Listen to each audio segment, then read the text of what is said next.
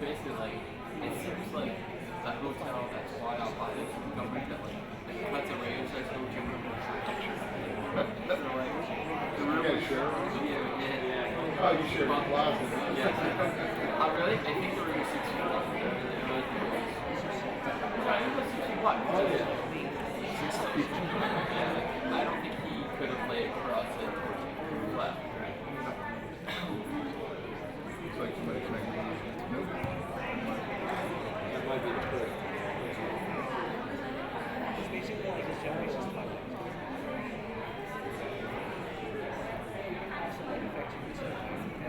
Like the Twilight Zone used to be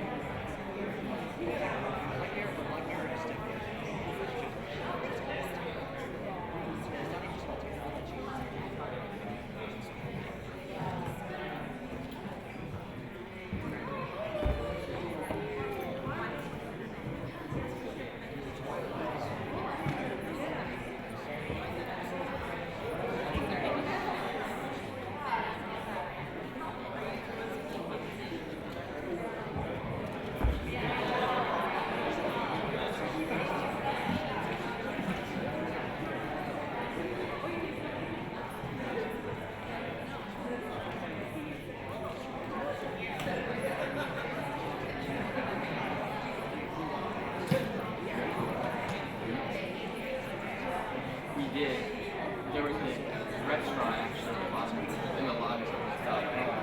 I'm it's really, really expensive. But like, yeah, but so you get a taco, it's probably like this big. Taco. They're $10 a piece. You get 2 free. But So you had an appetite. so I had that, but it was delicious. I went to the first Brazilian steak I've ever been. I was in Bolivia, and that was like.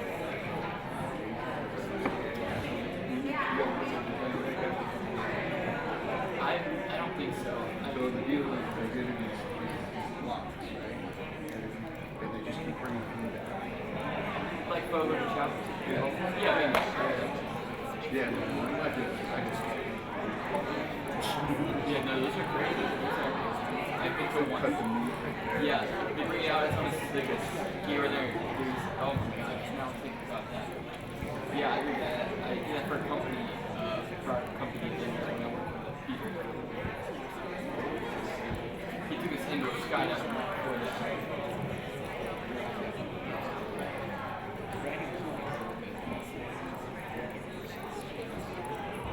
What I mainly try to do is my boss. Yeah. We're trying to get. I see somebody looking. Johnny, I'm on the watch, right? So,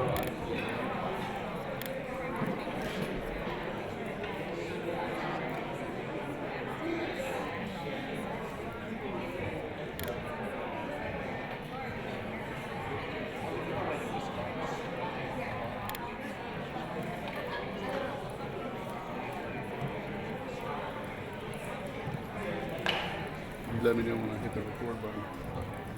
either way it's fine. Good afternoon. Happy NPZ week. We can clap.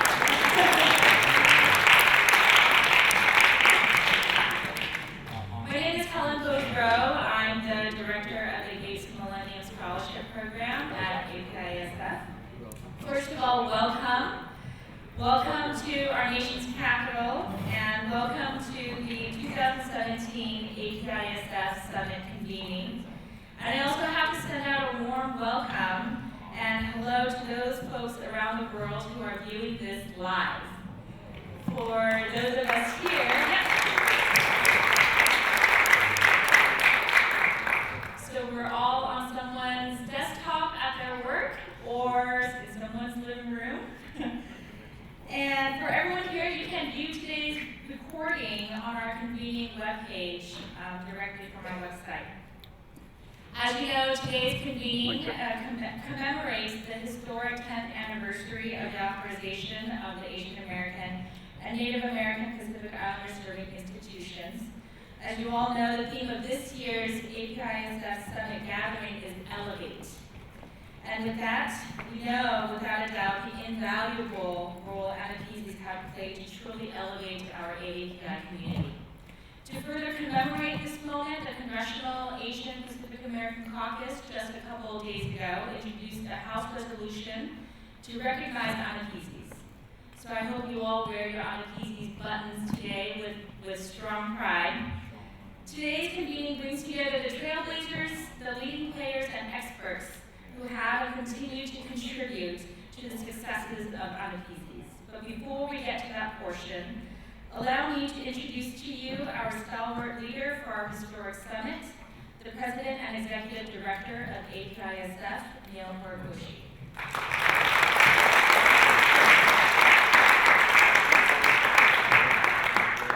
So thank you very much, Helen, and welcome to Washington, D.C., as well as this summit.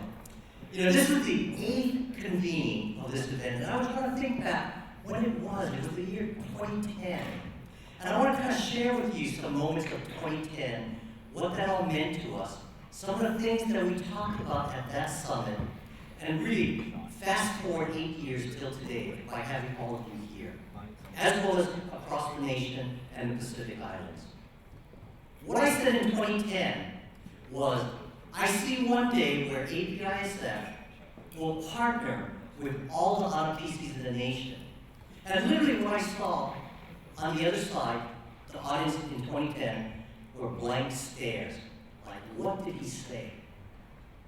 You see, the concept of APIASF in 2010 was probably still little known in the United States. And so I asked you to reflect, fast forward 2017, when did you hear about APIASF for the first time? I know for me, the seminal moment, in 2008, soon after I took this job, when Robert Underwood, former congressman, running KPAC, in my office used that term. And guess what? I had no idea what he was talking about.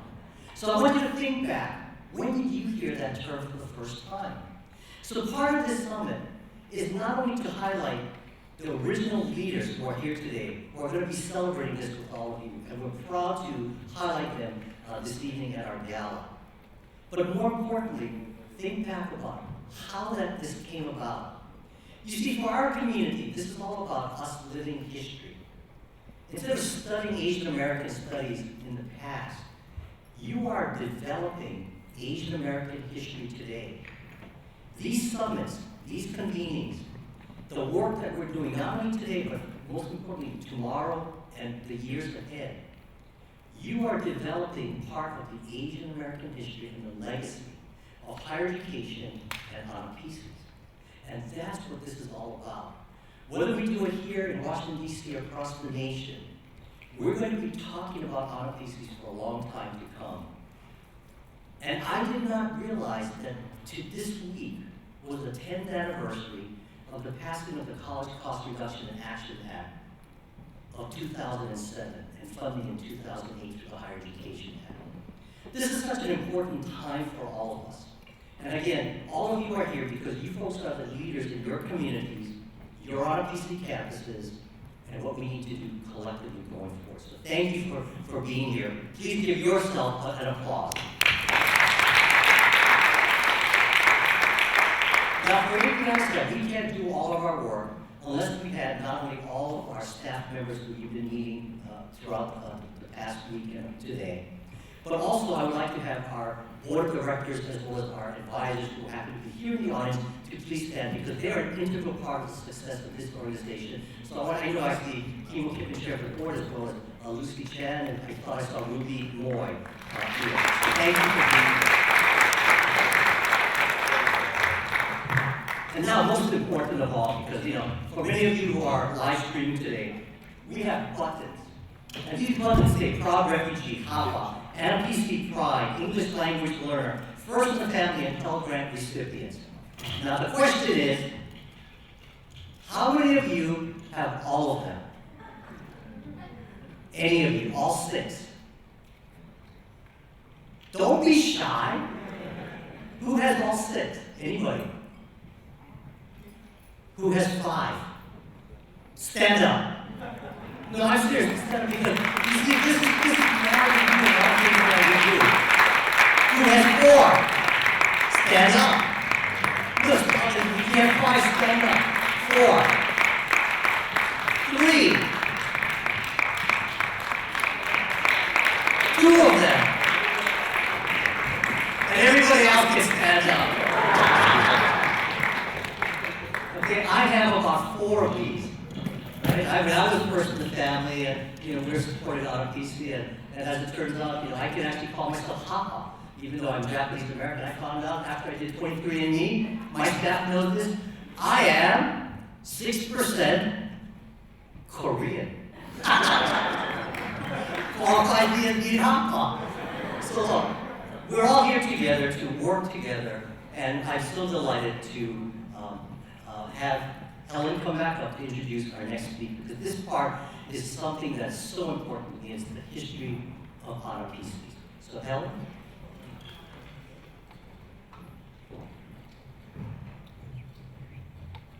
So it's my honor to introduce to you our next 3 speakers. Mary Yu Daniko is the Endowed Director of Michi and Water Wetland Chair for Multicultural Studies at California State Polytechnic University in Sonoma. She immigrated to the U.S. when she was 6 years old and grew up in San Francisco, where she worked in a family liquor store and restaurants. She's done extensive research on the Korean American 1.5 generation, and personally, as a 1.5 generation, I couldn't be more thankful. Currently, she is the lead author of the APIASF story. Lisa Hasegawa is the Associate Director for Federal Affairs at UCLA. Previously, she was the Executive Director of the National Coalition for Asian Pacific American Community Development, National Capacity. For over 15 years, she led National Capacity to improve the quality of life for low-income AAPIs by promoting equality, economic vitality, civic and political participation, and racial equity. National Capacity was the first national advocacy organization dedicated to meeting the housing and community development needs of AAPI communities. Lisa is the 4th generation Japanese American from California. The Honorable Esther Kia Aina is the Executive Director of the Pacific Basin Development Council. Previously, she served as the Assistant Secretary for Insular Affairs of the Department of Interior under the Obama administration. She also has an extensive career that she has started on Capitol Hill, first starting off as an intern for Senator Inouye, later as a legislative assistant for Senator Akaka, and later as Chief of Staff and Legislative Director for Congressman Underwood, and Chief of Staff for Congressman Ed Case. Esther is an ardent community advocate and is known for her expertise on Native Hawaiian issues, the U.S. territories, freely associated states, and API issues. Please join me in giving them a very warm welcome. Thanks so much. My name is Mary Daniko, and I have to give a major thanks to Neil Marcucci, who, when he asked, when did you first hear about AANAPISI, it was through Neil that I heard about AANAPISI. And we'll get a little bit into that. We only have a short period of time, and to capture the history of AANAPISI in 45 minutes is a bit challenging.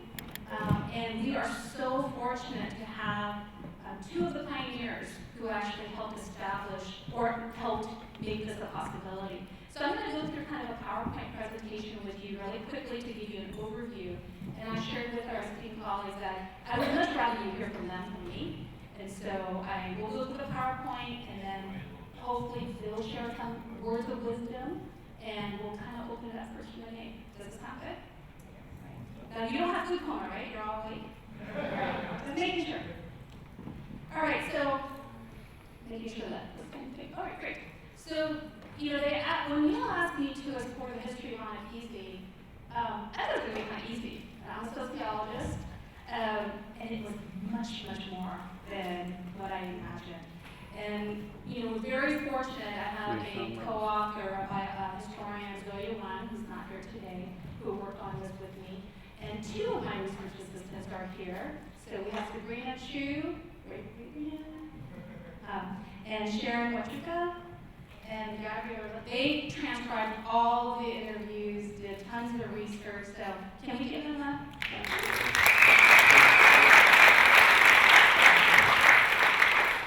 And so, you know, it's really, can you see that? It's really a story, right, of a community demanding to be seen and heard.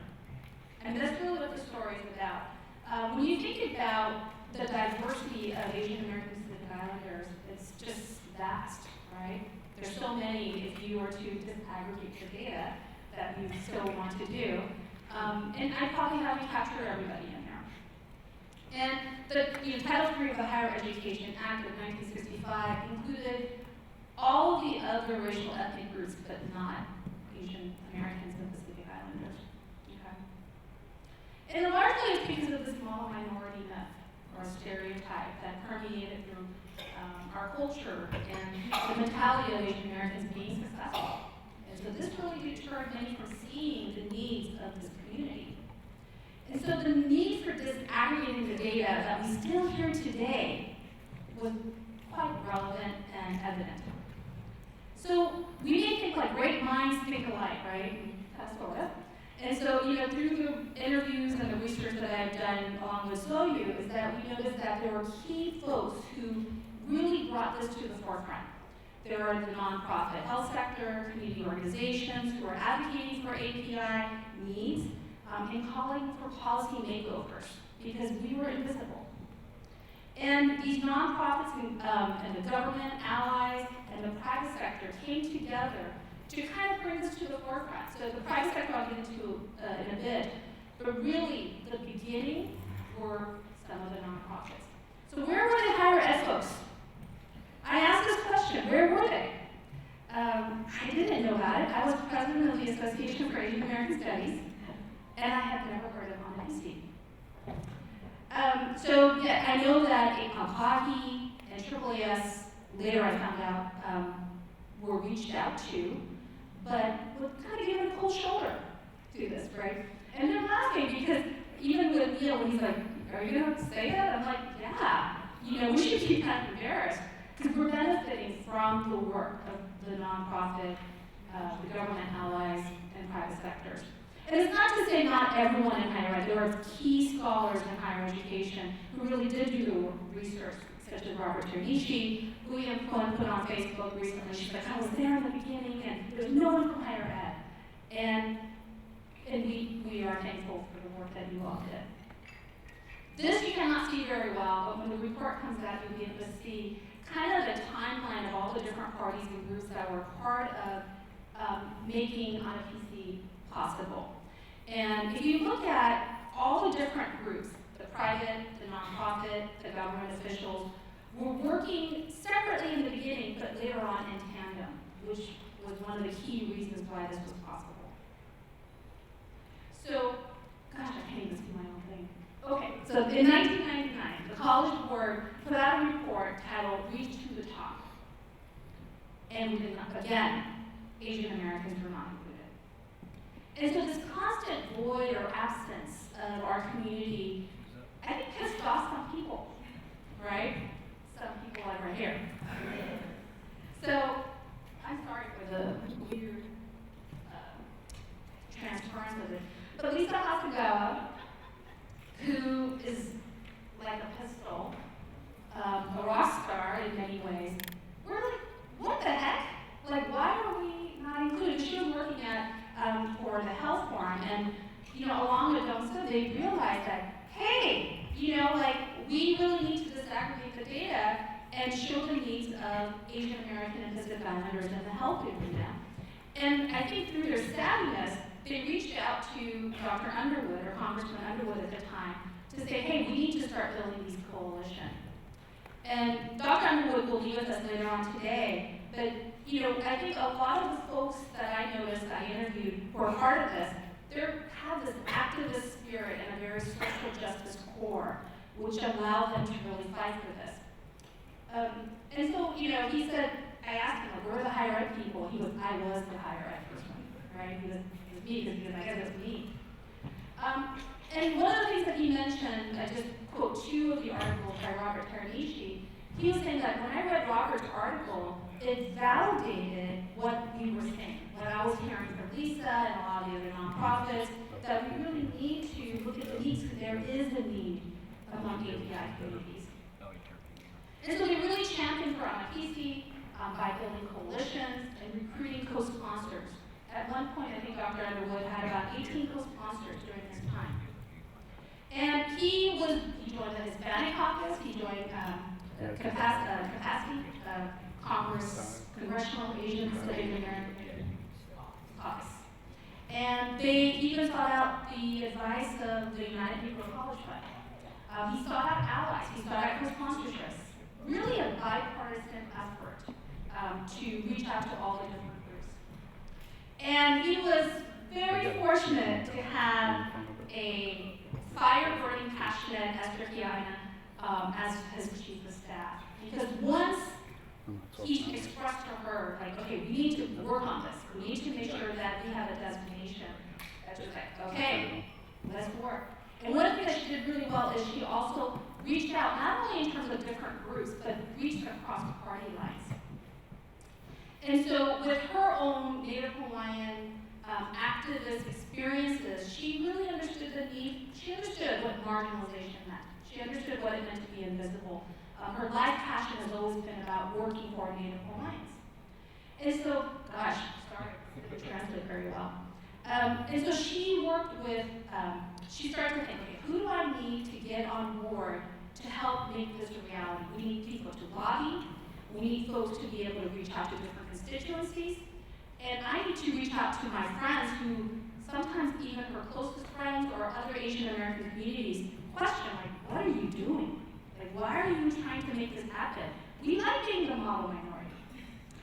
And so she was very fortunate that she had some key women, and this is one of the things that I mentioned to them. There are a lot of great women who made this happen. I mean, I think I have to say that again. Women did a lot of the work. And they also led. And one of the things that when I spoke with Janine and Sherry, who worked with Esther, and Sherry was just an intern, low from Lisa's capacity. And Sherry's like, I have no idea what I was doing. Like, I don't know. And Esther's like, find out, make it happen. And what they did was they were smart. I think, like many women, know how to multitask, know how to go in deep and be creative. And what they looked at, what worked before, and let's make things that didn't work, let's kind of revise it to make it work for our community. Again, all of these women were very much community activist oriented and really care deeply. I think it was a core passion for Asian American communities. And so this is one of the capacities theory, our theory of change. You can find them online. And CRAC was very active in there as well. And then again, national capacity. Community nonprofit groups went out in full force. So we had the government, we had the nonprofit folks who kind of brought it to light saying, hey, this is an issue. We're always being ignored and we're invisible. And the community leaders went out there and said, hey, disaggregate the data. Can you imagine? We're still saying that today. If you think about the affirmative action issue, which this is not a part of, but the issue of disaggregating the data is still quite salient.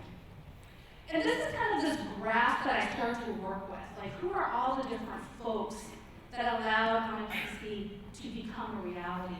There's so many, like the bubbles reflect all the other external partners and allies and community leaders that currently don't have a name on them, but these are some of the key folks who really brought AANAPISI to its forefront. And so when you think about the nonprofit, the community, the congressional office of Dr. Underwood and later Congressman David Wu, and the White House Initiative, because AANAPISI, like APIASF actually happened even before AANAPISI was designated, right? So there was, in the private sector, they think, how come we don't have a scholarship fund for Asian Americans? How come we don't have representation to provide for underrepresented groups? And so all of these things will be in the report, and like I said, I can talk about these forever, but I want to make sure we have time.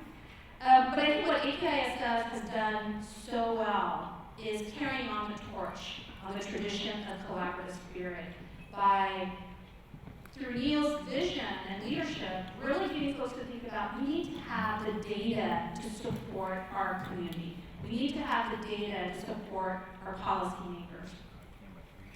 And so the finish line was through Congressman Wu's office.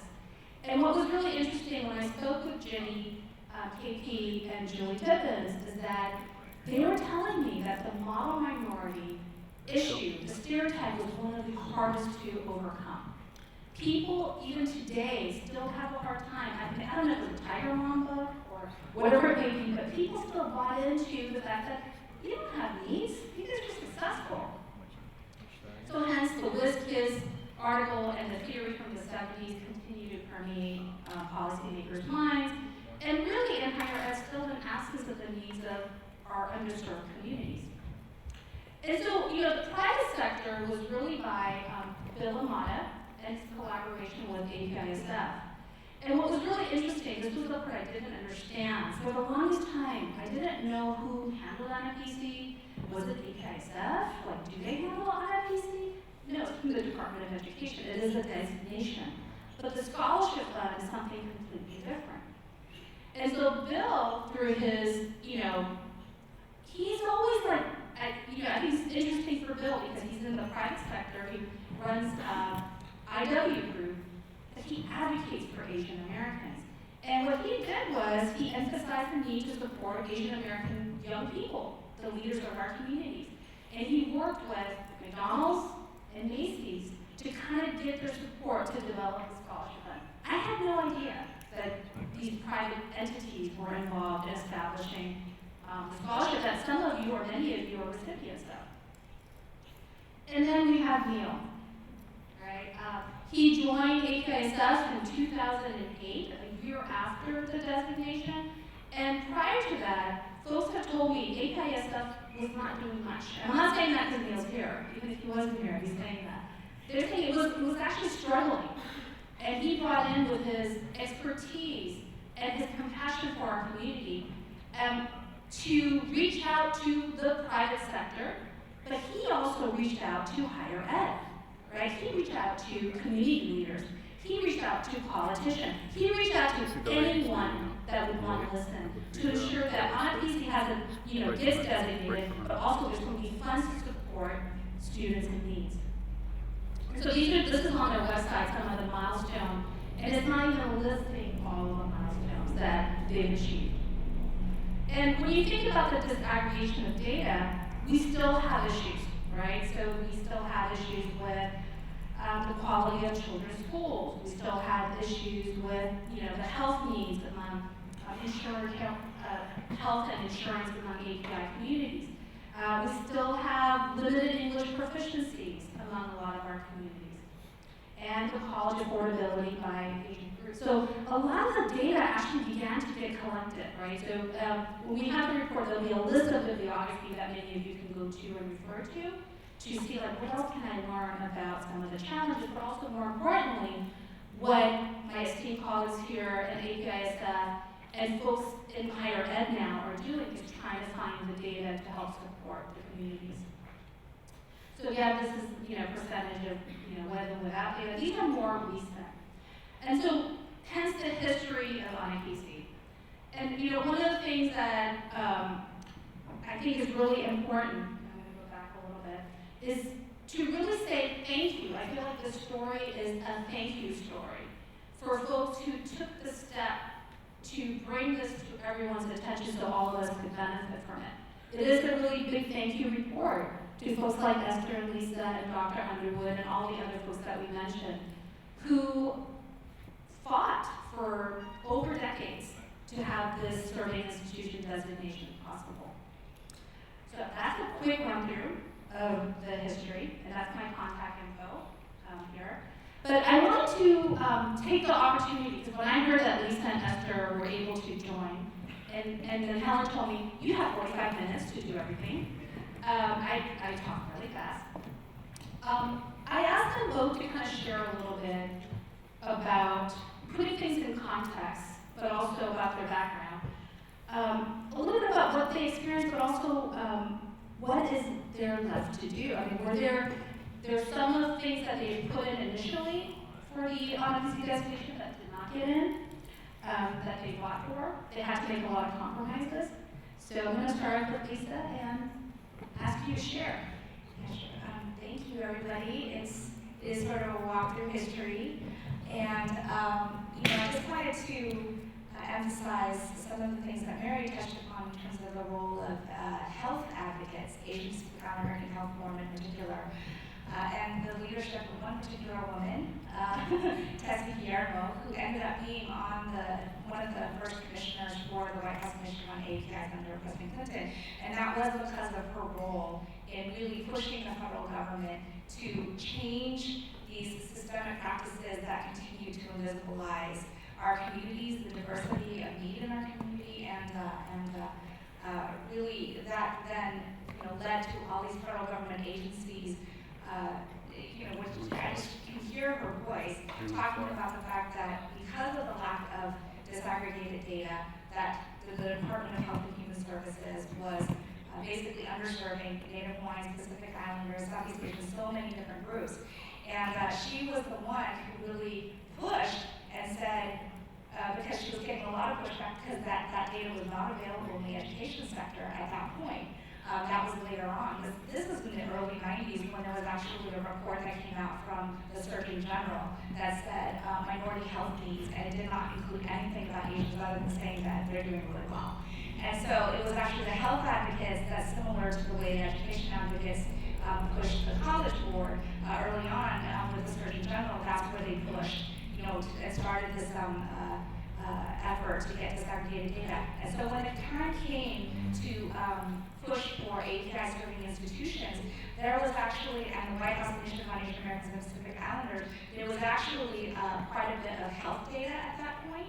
And so there were a lot of data on cancer statistics actually, and the disparate experiences of different API ethnic groups around cancer. And it was actually that data for cancer and the Department of Health and Human Services that was able to make the case within HHS to get the API action agenda going. And then Tessie basically took that action agenda report, and I was a presidential management fellow working on that action agenda just at HHS.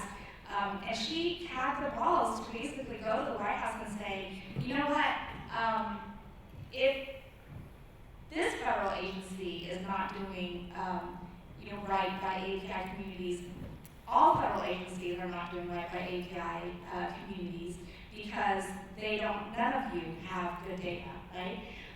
And so I think that the argument that we had made to the Deputy Secretary of HHS at the time, who then took it to the Clinton White House, they said that it was because of this lack of this underservice of APIs across the historic underservice of API communities across the federal government, and that was the reason why they created the White House Commission on APIs. And so I think that it was like in that context, and we sort of figured out that API serving institutions was one of the missing links. It wasn't the silver bullet, but it was certainly a missing link in terms of getting agencies like HHS and HUD to be able to designate dollars for API health disparities, and that's really how it started. And so if you think back, like why was a health organization, and then when I joined International Capacity Housing and Community Development Organization, why were we the ones that were pushing, for this education designation? And it was because we, and to your question, unfinished business. This designation still has yet to be used by any federal agency for allocation of resources.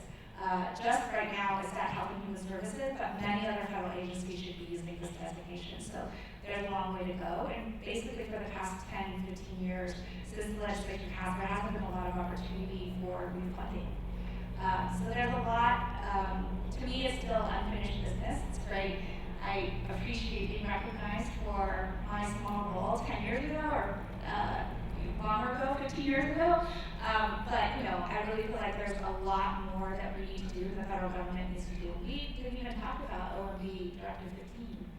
and you should talk about that. Thank you so much, Lisa and Mary, and hello, my couple.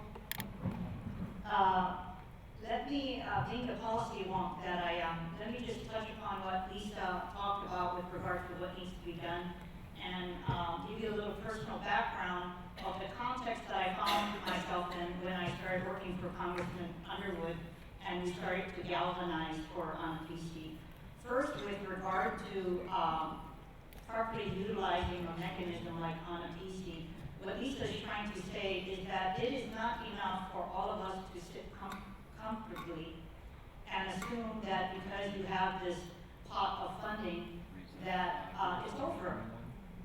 Because the fact of the matter is, because of the complex world of policy, there are tons of statutes that you need to be included in that all of the other serving institutions are. So if you have any eager beaver folks, either here in this room or across the country, who are interested in getting to the next step, I highly recommend that you contact one of your congresswomen or congressmen, ask the Congressional Research Service of the Library of Congress to do a comparative analysis of all of the statutes on record that include Hispanic serving institution and tribally controlled colleges and historically black colleges and the level of funding. You know, when you do something, it's not a trickle effect because of this, that. You gotta work hard, right? So I'm actually aghast. I was sitting here to find out that there's been no effort to go and follow up on all this legislation, but you can't follow up on them if you don't know about it. So that would be a wonderful task for someone out there who is a go-getter.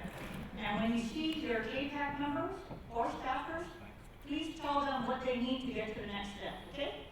So let me tell you a little bit of background.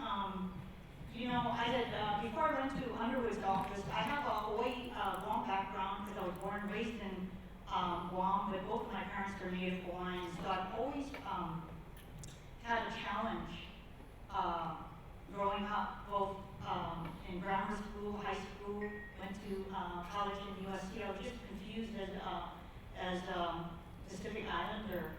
I'm no longer confused because I found my way.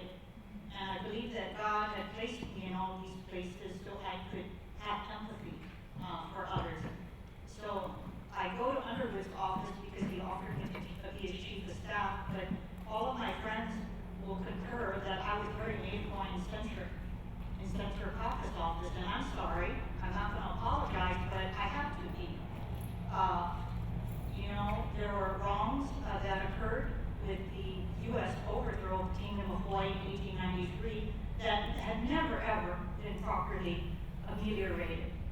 So in 1993, I worked for Kaka for 9 years. We laid the groundwork for a formal apology and acknowledgement of U.S. complicity in the overthrow. It was the first time in 100 years that they discussed the circumstances of the overthrow on the U.S. Senate floor. When you combine that with the disaggregation of Native Hawaiian and Pacific Islanders under OMB directive in the mid-1990s, which was not an easy task, and our fight to be included in the U.S. position on the draft declaration on the rights of indigenous peoples, I was battle worn and ready when I went to Underwood's office. So when I started, it's kind of funny because I know some of the Asian leaders were like, oh my God, there's a Hawaiian activist and she's not going to care about us, right? So Underwood laid it all out, and I'm sorry, I was very good at getting things done.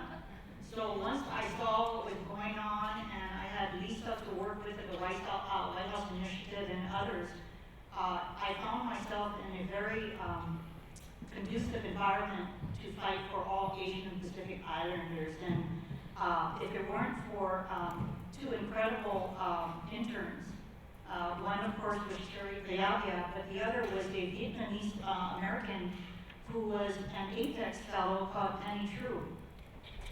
And there was a culmination of events that led to our involvement in AANAPISI, and I have to share them with you so that you can understand the context.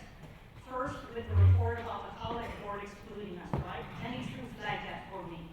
And I said, wonderful, first project for you in our office. So we started galvanizing the community across the nation to call out the college board and say, how dare you? And because Underwood was the chair of KPAC, we would have forums, and we would just call people, officials and community organizations, institutions, and I had people tell me, who do you think you are? You're not a formal committee. And I said, excuse me, it doesn't take much to reserve a room on Capitol Hill. We are the Congressional Asian Pacific American Caucus, and we can do whatever we want. And if we are supposed to provide for the voice of the community on Capitol Hill, then we will do that. So we hold a big forum and to hold accountable the College Board, right? And a couple of my friends, who Lisa knows in the East Asian community and East Indian community, told me on the side, hey, Esther, what are you doing? I said, why? And she goes, we're okay in higher education. So in Hawaii, we call it the stink eye, right? So I gave them the stink eye, yeah? And I said, excuse me? I said, you are coming to our forum, okay? Our Southeast Asian and Pacific Islander communities need your help in higher education. And for the record, East Asians are underserved in certain academia. So we're gonna help the collective, right? So they said, okay, okay, okay. So we have this big forum, College Board says they can't come. And I said, oh really? Okay, well, I just want to let you know, all of these communities across the country are coming, all these higher education institutions are coming, reporters are coming, and I will let them know that we invited you and you are a no-show. And they said, you're not going to do that. And I said, absolutely. You had no problem with national media lambasting your report, completely leaving us out. So lo and behold, they came. I need to let you know they were completely shocked. And after the forum, because they don't understand the diversity of our communities. Well, how can they understand within our own communities we don't understand ourselves, right? Okay, so I forgave them. But as an outcome, they committed resources within the College Board to help Southeast Asians and Pacific Islanders. Shortly thereafter, Gates Millennium Scholarship Fund, big national announcement, completely leaves out the Asian and Pacific Islander community, okay? So we went around, made the phone calls, the United Negro College Fund, blah, blah, blah, right? Excuse me, but the reason we didn't, because they had to come up with these talking points, is you don't have a college fund. And then we said, well, we don't have a college fund, but that's not a good enough excuse. We have a wonderful coalition of community advocates across the nation who we had mobilized for the College Board and other endeavors, and we placed the first-year funding for the Gates Millennium Scholarship Fund at the Organization for Chinese Americans. So, against that backdrop, can you imagine when Lisa and Congressman Underwood said, you will help us with the AANAPISI legislation? The other term, which we all know, is called duck soup. So for me, you know, fighting for the Kingdom of Hawaii and all that happened, and disaggregating data and fighting with the College Board, it was kind of duck soup in the sense that I'm very a simplistic person, how to get from point A to point B. And anybody who stands in my way to point B better start running. So I just wanted to give you some context about how it was a delight to work on the legislation, and that I'm so proud to be here 10 years later to see all of the fruits of our labor. But I do want to say what a, you know, a challenge it was for us to organize the community and then to start anew. So there's three things that I want to leave you with. 3 factors of success. Number 1, community engagement is imperative, okay? And that's not just formal institutions, that is grassroots community. Number 2, effective advocacy is imperative, not, I'm sorry, check off the box advocacy where you think you can just go to the office and say, Senator, we would like this. You do the homework, you follow up, you hold your congressmen and their staffers accountable. And lastly, for almost anything, not then, but now, as we face attacks on WIOPI and other matters. Equity, as a matter of policy, could be framed in any light. It was a matter of equity that we were to argue that other ethnic groups in the country had serving institutions, and why is it, U.S. government, that we can't do that for the Asian and Pacific Islander communities? Again, our work is not done. We have all of these other steps, so there's some people on Capitol Hill who need to get going, but they need some encouragement from you. Thank you so much.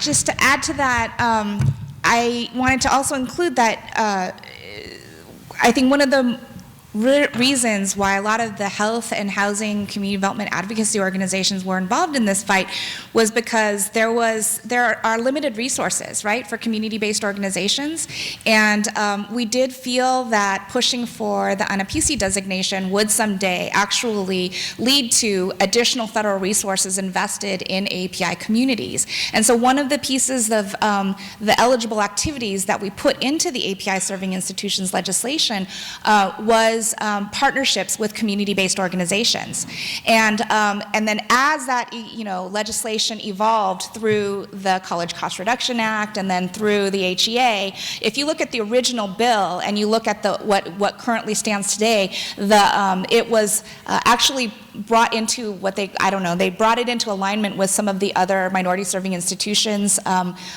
language, and so it no longer has the partnerships with community-based organizations as an eligible activity.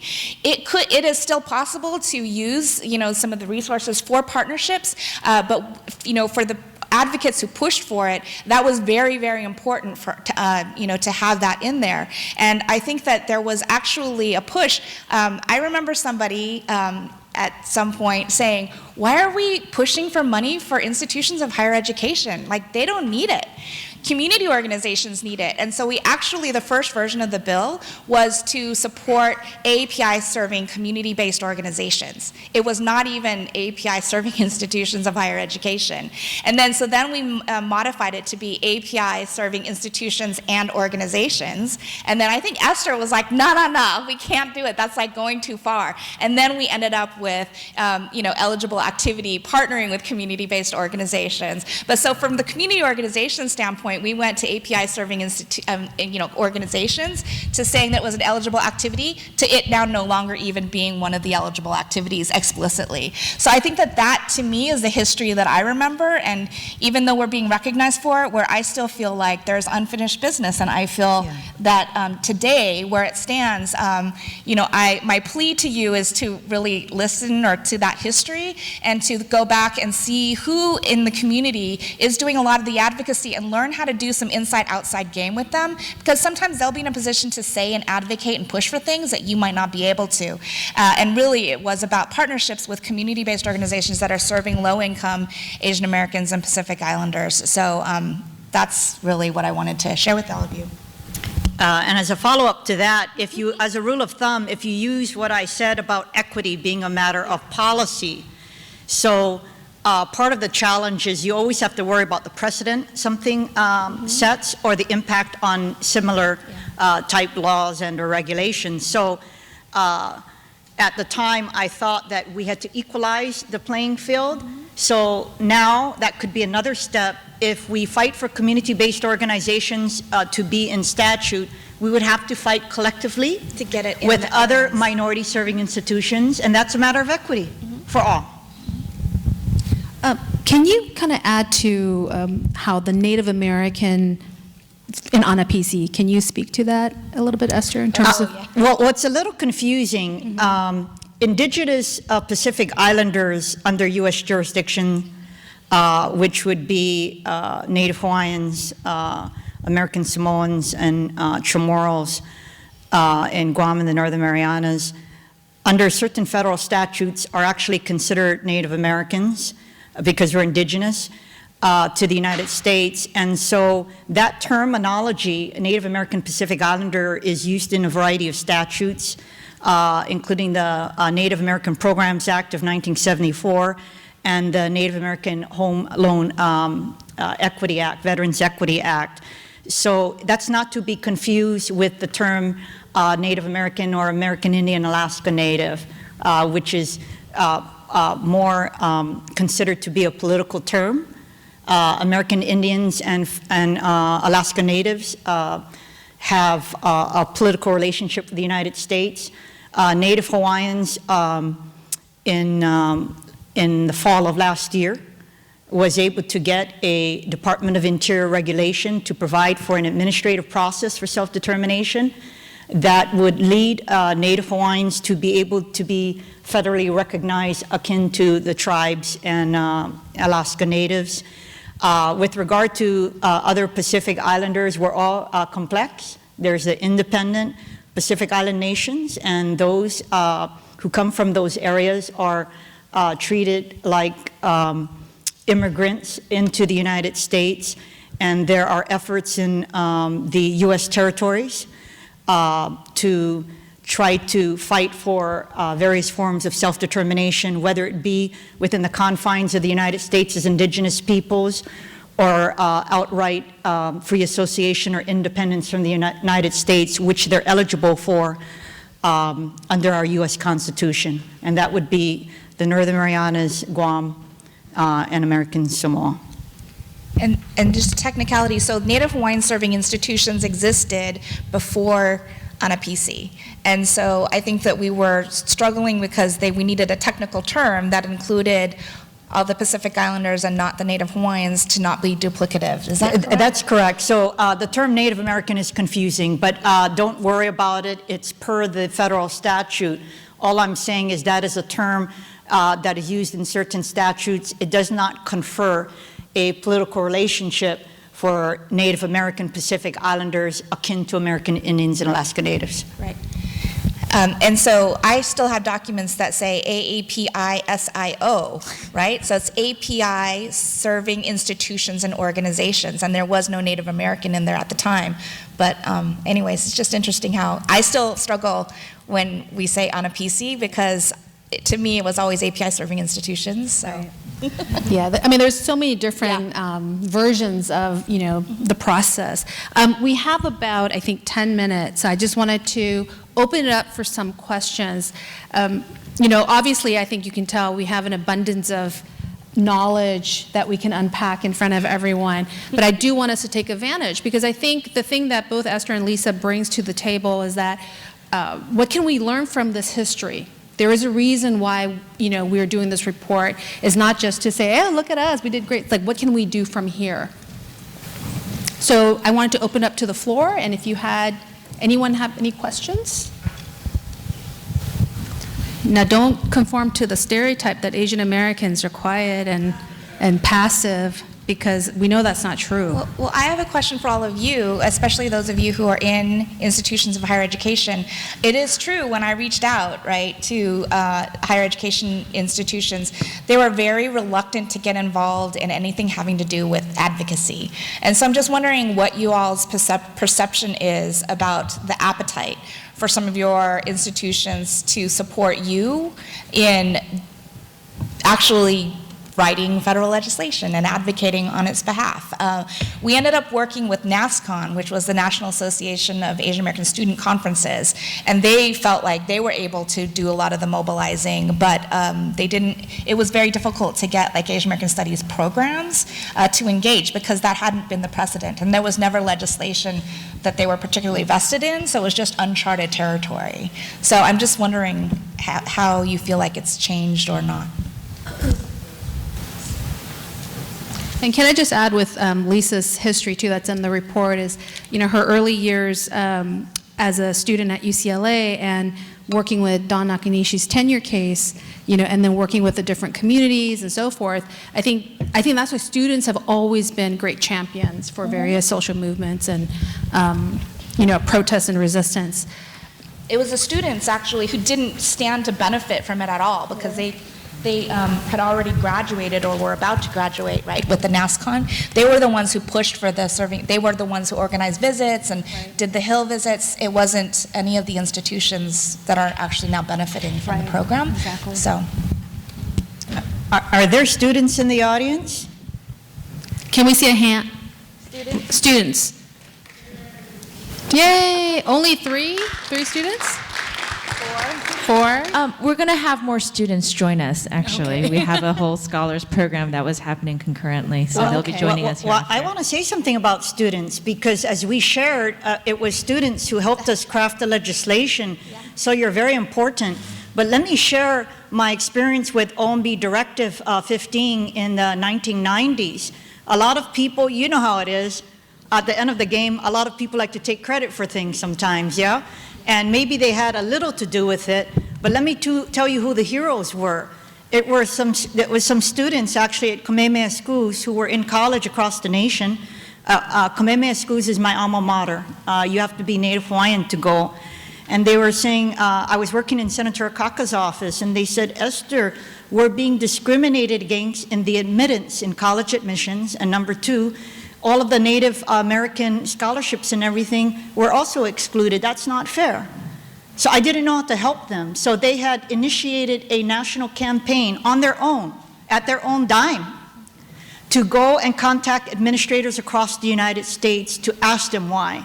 So I tried to figure out how can I help them more comprehensively. So I contacted the Department of Education, who told me that's not our problem, okay? And I said, well, whose problem is it? And they said, Office of Management and Budget. So I kept on calling them, and then this is about being vigilant. Excuse me, Office of Legislative Affairs, can you send me a copy of OMB Directive? And they said, sure. And of course, they never sent it to me because they forgot. They're busy, right? So I called them up, excuse me, I'm calling again. So they sent it, and I still remember my face when I received it. I was in my early 20s. I was so excited to see such an important document, supposedly describing our narrative on who we are as a people in this country. And what I did was I had Senator Akaka ask all of the congressional committees of jurisdiction to have a formal review of this directive. The answer was, it's been in place since the 1970s, it's good to go. We have no intention of reviewing it, right? So lo and behold, a couple of years go by, and he gets invited to testify at a House committee, subcommittee on the census. And I said, what is this about? They said, we're going to be reviewing OMB Directive. So we mounted a campaign with the college students across the nation and in Hawaii. And eventually, that hearing led to a formal review by OMB. And there were 4 hearings across the nation. So what do you think I did? I worked with college students from across the nation, and we stacked the hearings. In the first hearing in Boston, I remember the numbers. Only 22 people showed up, and 9 of the 22 were Native Hawaiian students in Boston. Coconut Wireless. And of course, we did not have one in Hawaii. So I had Senator Akaka call the OMB director, Leon Panetta, and asked him to have a hearing in Hawaii, of course. After a 4-year review, they came back with the conclusion that they will have no changes. So I went back to Hawaii, we mounted a campaign, and this is across the ideological spectrum. 7,000 Native Hawaiians mobilized. I remember my friends at OMB say, Esther, can you stop telling them to send us the cards? And I said, well, you don't listen to us, so I got to do something. At the end of the day, the Clinton White House came to Senator Akaka's office and said, because the draft Declaration on the Rights of Indigenous Peoples, I use it a lot, because it says that we, as Indigenous peoples, have the right to say how we identify ourselves, right? So we used it at the time in the letter, so they came, they said, listen, the American Indians don't want you in their category, okay? It's hot right now. So it was a political compromise. They said, how about we create a new category for you entitled Native Hawaiian and other Pacific Islanders? And so I tried not to smile, so I leaned to Senator Akaka and said, that's good. Because if we fought for that at the beginning, we likely would not have gotten it. I met someone at a reception recently, and I know she didn't mean to, but she said, well, we're still fighting for it. And I said, actually, you're not. All the hard work was done 20 years ago. So what you're supposed to be fighting for is enforcement. And if you cannot have an agency disaggregate your data that is minimally supposed to be disaggregated, then that's a problem. So don't tell me that you're fighting for what we didn't have before, because you need to know what you're fighting for. You know, and I share that with you because it's a lesson for a lot of things on groundworks that have been laid, and people take it for granted that life is easy. Life is not easy. And all the fights that we are having now, you may say, is not just with an administration or the Congress, it is cyclical. So you have to be ready for battle all the time. But again, because I have been in so many battles and have succeeded, I have every confidence that you can do it. Yep. So do we have any questions, or yes?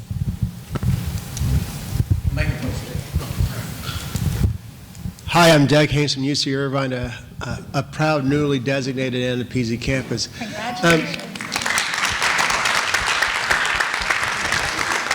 I have a question about affirmative action, because I want to sort of get your insight into how affirmative action can both bring people together but also pull them apart. I could say so many different things about that. Okay, so in my bio, Mary was saying that I was working on a lot of racial justice issues, right? And so I think what you're asking is sort of the role of Asian Americans in a lot of broader racial justice conversations, including affirmative action, and whether Asian Americans and Pacific Islanders are the, I think that the stereotype about Asian Americans and Pacific Islanders is that, oh, well, they're kind of like half conservative and half progressive, or in the middle, or they don't want to say, and so they're kind of not worth the investment in terms of political investment, right? Political campaigns, or whether it even be corporate, right? And so I think that, for me, we need to break that myth. So there's been a lot more polling now, and we actually know the facts as opposed to the stereotypes about what our community believes. So for example, on issues like affirmative action, or even taxing or raising taxes, I was surprised that the majority of Asian Americans that were polled support raising taxes, and I was surprised. But that's the power of that kind of data. So on affirmative action, I think that there's becoming to be a bigger divide, I think, in terms of the political views on it. And I think that, unfortunately, I think we as an Asian American community, especially those who have been here for many decades, right, have not really continued to do the political education with the waves of newer immigrants, particularly in the Chinese American community. I think we're seeing a lot of the conservatism. I think, though, as a principle, Asian Americans and Pacific Islanders, because of all of the data that you see, in terms of enforcement, still there are so many scholarship programs that do not include Asian Americans or Pacific Islanders because of the statistics that say everybody's doing really well. So I challenged NIH people. I remember they were saying, "Why are you pushing for this? Why do you need more money for Asian Americans?" And I said, "You tell me how many Cambodian or Tongan or Samoan PhD researchers that you have at NIH or who've been funded. I can tell you right now, don't even go look, I can tell you it's zero, right? And so I think that we've made the argument that, specific populations of Asian Americans and Pacific Islanders should be considered in affirmative action programs. And as a principle, as an East Asian, I don't want my kid going to a school with a whole bunch of other East Asians, right? I want them to go to a diverse school. So I think that there are ways to talk about Asian Americans' role in racial justice, Asian Americans and Pacific Islanders in racial justice, and I can certainly tell you more about it, but I'm talking more broadly than just about affirmative action, because I think that the fight that you see in affirmative action goes to this bigger issue around our political consciousness and what we believe in as a community, and there is a diversity of views. But I think that it's pretty clear in terms of API advocacy organizations where we stand on affirmative action. I don't know if that really answers your question. And I would encourage you, since you're I knew I recognized you from somewhere. We had lunch together before. I would encourage you to invite Lisa down to Irvine. Yeah, You I know, mean, I and- grew up in Orange. I actually taught at UCI in summer school, so. Yeah. And I'd love to please come on. check the work of Janelle Wong, who's at University of Maryland. Yeah. I'm not sure if she's here, and Karthik from Riverside and Uyan in Chicago. in Chicago. So, they're really working on this effort. We've really enjoyed our time together, but I'm getting like this and numbers all over. So thank you so much for not falling asleep. But also, I really want to thank Esther and Lisa for the work that they did to help this designation a possibility, but the work that they continue to do to really inspire all of us to act forward and, move for change. So thank you so much. Welcome back, everybody.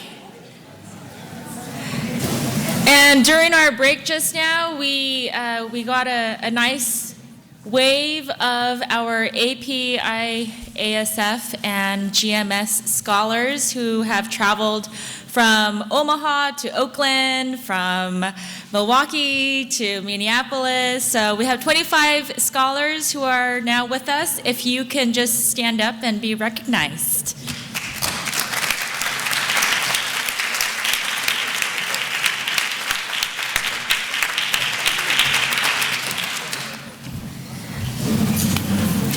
Our scholars here, there are 25 of them, and what I found so fascinating is they represent, about nearly 15 various ethnic groups. They all come from afar, and their families have made quite the journey, and here they are here with us.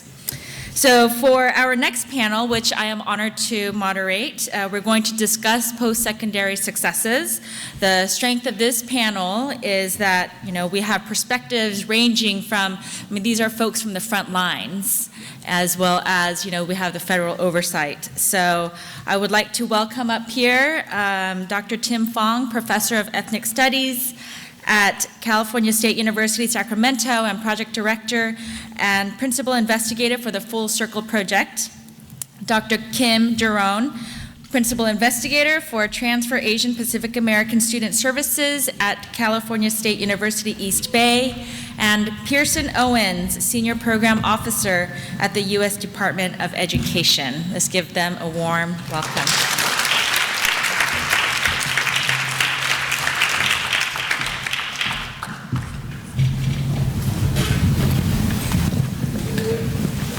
Okay, and I'm just going to throw it off to each one of you to do your introductions.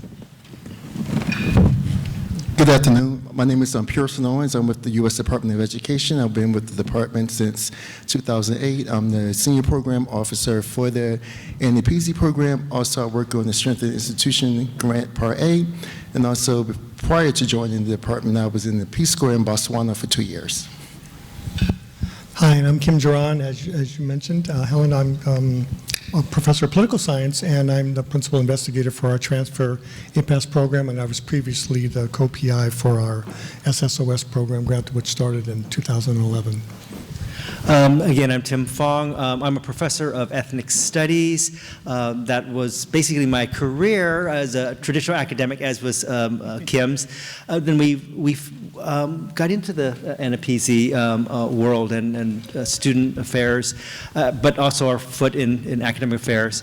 Professor of ethnic studies, as I said, director of the Full Circle Project, which was our first AANAPISI grant, funded in 2011. We do have a second grant that was funded in 2016, and that's called the Full Circle Project College to Career, basically FCP/C2C. And so with that, I guess we'll start off with Tim. What do you see as some of the successes of AANAPISIs? I was going to say I should start last because I can talk for an hour on the successes of AANAPISIs in general, or do you want me to talk about my campus? What do you want me to specifically focus on? Maybe first from your campus, the campus perspective. On our campus, and I just want to highlight the fact that we do have a table outside. We do have a brochure that people could grab. There's information about on our website as well. Really, the successes are profound on our campus, and quite honestly, they've been on the individual level with actually students, administrators, faculty, and staff. It's been institutional or cultural shift on our campus, and there's also success and support from the community at large in Sacramento. Very briefly, in a nutshell, our first grant focused on freshman students. There are 3 pillars of our work: was academic success, leadership development, and then community engagement. We focused on a 2-semester learning community, which really was focused on ethnic studies curriculum and community development, leadership development as well. And I think the unique thing about our program, it is cohort-based. Our initial cohort was 75 students. Our second cohort was 75 students. We've had 100 students each year since then. So we are currently in our 6th cohort, and so we have served or are serving about 550 students in total. Students from our first cohort in 2012 have graduated. So we now have FCP alum who actually come back to Sac State and speak to the younger students. That's part of Full Circle in our project. I just want to highlight too, there's 2 people here I really want to profile or mention is Jennifer Yang, please stand up, and Marites Maslet.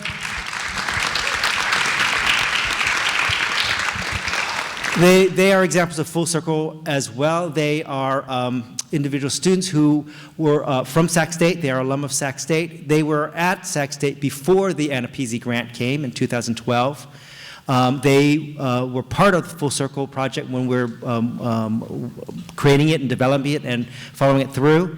And now they're working full-time for Full Circle Project, so coming full circle. And so if you want to see the cultural shift, which I'll talk about briefly, but they can really talk about more, about the changes in our campus, where, quite honestly, Asian Americans were, as we mentioned before, seen as the model minority. There were no programs for Asian Americans. Quite honestly, Asian Americans were marginalized, just invisible.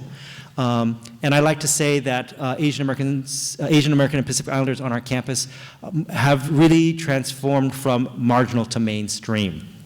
And that attention to APIs, the diverse API populations, is front and center. Whereas on our university website, it proudly states, that we are proudly an AANAPISI and actually an HSI institution. That our new president, every time he speaks to the university as a whole, mentions a Full Circle project, including the most recent thing he did, which was talking about the issues around DACA and undocumented students, and he mentioned, he highlighted the fact that undocumented students are of all different groups, including APIs. And he specifically mentioned Full Circle Project as a place support for students on our campus. So it's very clear. And I should mention that we're in our 6th cohort. The 6th cohort is fully funded by the university. So we have become institutionalized in our first program. So we're very proud of that. That deserves an applause. Our second grant really focuses on transfer students, and the pillars of that are student success, of course, but in this, the second pillar is career readiness, and the third pillar is internships and employment, basically. And so it is focused on transfer students, and we're very, Pearson's here, we're very ambitious. Our first program for freshman students, recruiting 100 students. Our transfer students our goal is to reach 200 students. So in fact, this first year of operation, we have met our goal. We have over 200 transfer students this semester coming into our program. So between the first program for freshmen and the second program for transfer students, we're serving 300 students this fall. And so, again, the institutional change has been great. And lastly, and very briefly, the community is very engaged with what we do with the Full Circle Project. I was professor of ethnic studies. I am professor of ethnic studies. I was director of Asian American Studies and chair of the ethnic studies department. I've done a lot of community work way before Full Circle Project. And so making those connections with the community, in my case, fortunately, has been very successful. And I really want to give a shout out to APIASF because we've been partnering with them for the last 2 years. And so APIASF has been very generous in terms of awarding scholarships to our students. And we don't pick them. We just encourage our students to apply. And then the blind reviewers choose the people who get scholarships. And we received, very supportive of our program and of our university. And so what we're doing now, we were talking just the other day with my staff, we want to create a matching gift program that we can say that here is this organization nationally that has invested in students at Sacramento State. We would like to see, API community as well support at least an equal level. And so there is that fundraising effort. So we're utilizing all our resources to bring attention to the API students on our campus, the Full Circle Project. And I will say I'm very proud. We actually have 3 endowed scholarships for API students, and that's just emerged in the last 5 years. Okay. And Kim? Hi, everybody. I'll speak a little bit more probably specifically about our previous grant only because it's recently been completed, and I just want to highlight a few things and then maybe pivot towards talking about some of the larger successes of APIASF, because to be honest, we're sitting up here, but any one of the project directors or leaders who've been involved in our programming with APIASF, whether it's Mount Sac or UMass Boston, we all have very powerful stories to share, and some of us shared those this morning with each other. For our program, the SSOS program, I knew about APIASF long before we got our grant. We applied a couple times before and didn't get one. So if you're applying for different grants and you don't get them, keep trying. But we knew about the effort, but we just didn't know enough about what APIASFs were all about. And so those of us who got to hear this history this morning, just now, hopefully we'll learn from those lessons, because I think the effort still continues.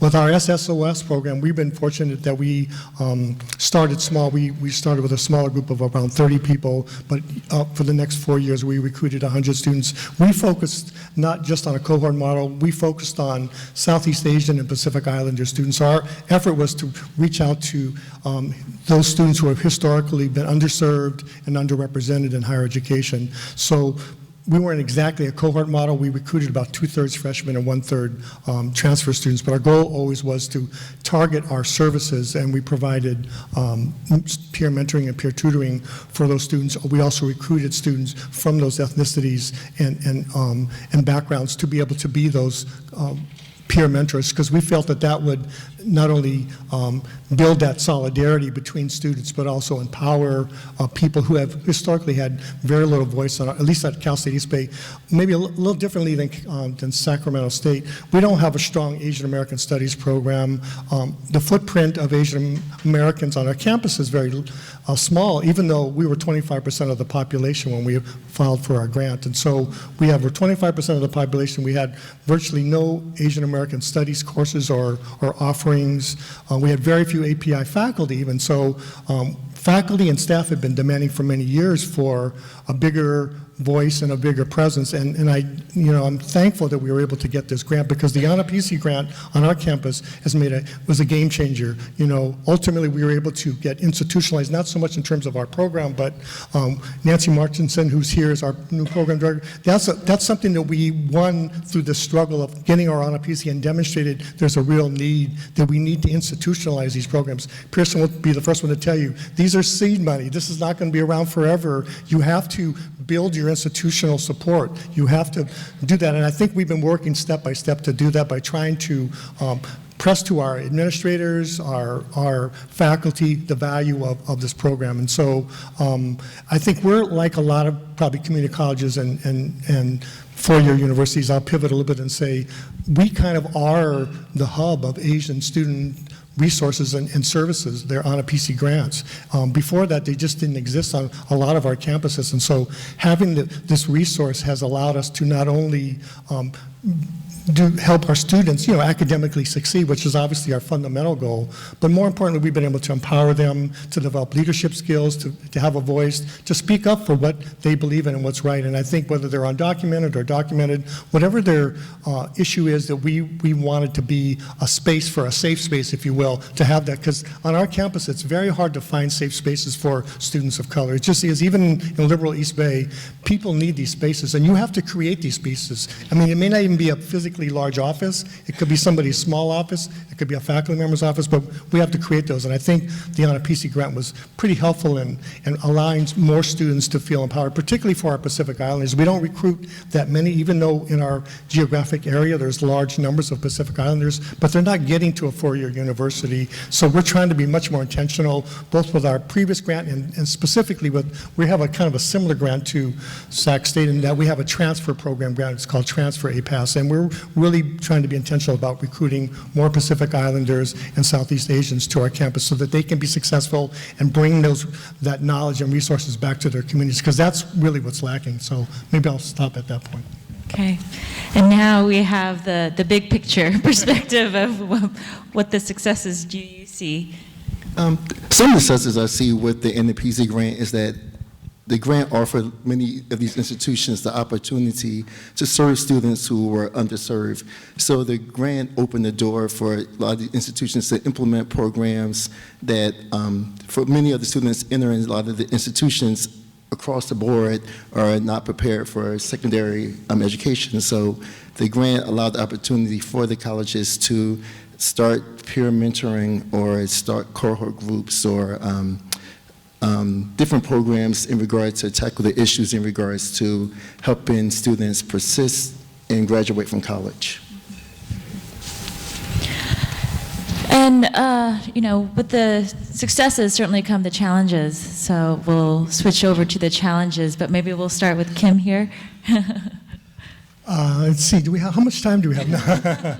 So we've spent this morning talking a lot about challenges. I think those of us who are there would agree that, as exciting and as powerful as AANAPISIs are, the amount of awards are very small per year, and unfortunately, they're not nearly as large as some of the other grants that exist, and even in the Department of Education. So we're having to make do with limited resources and trying to stretch our resources. But I think the bigger challenge to me is, I guess the way I would put it is, Asians and Pacific Islanders are still fairly marginalized in the larger society, that's also exists in higher education. We're not any different. And so bringing awareness and education to our colleagues, I'm speaking as a faculty member, most of our faculty are unaware of how to relate to Asian Pacific Islanders, especially immigrant students, first-generation students. It's a huge challenge, and some of our grants have gone towards professional development, but we need to continue that long-term educational work so that students the faculty can understand better where students are coming from and not just dismiss them or stereotype them. Those are huge challenges, I think, on the campus level. On the larger level, I think we have to be very mindful that without building a kind of I guess I'll use the language of the movement. We have to build a movement. And if we don't build a movement that values our API students and what they're trying to do, then no one else is going to do that for us. That's just the reality. API students are a very powerful force. This generation of API students I've seen do amazing things. Many younger people in this room, you will go on to do great and many things. Some of our community partners who are in the room, you know what I'm talking about.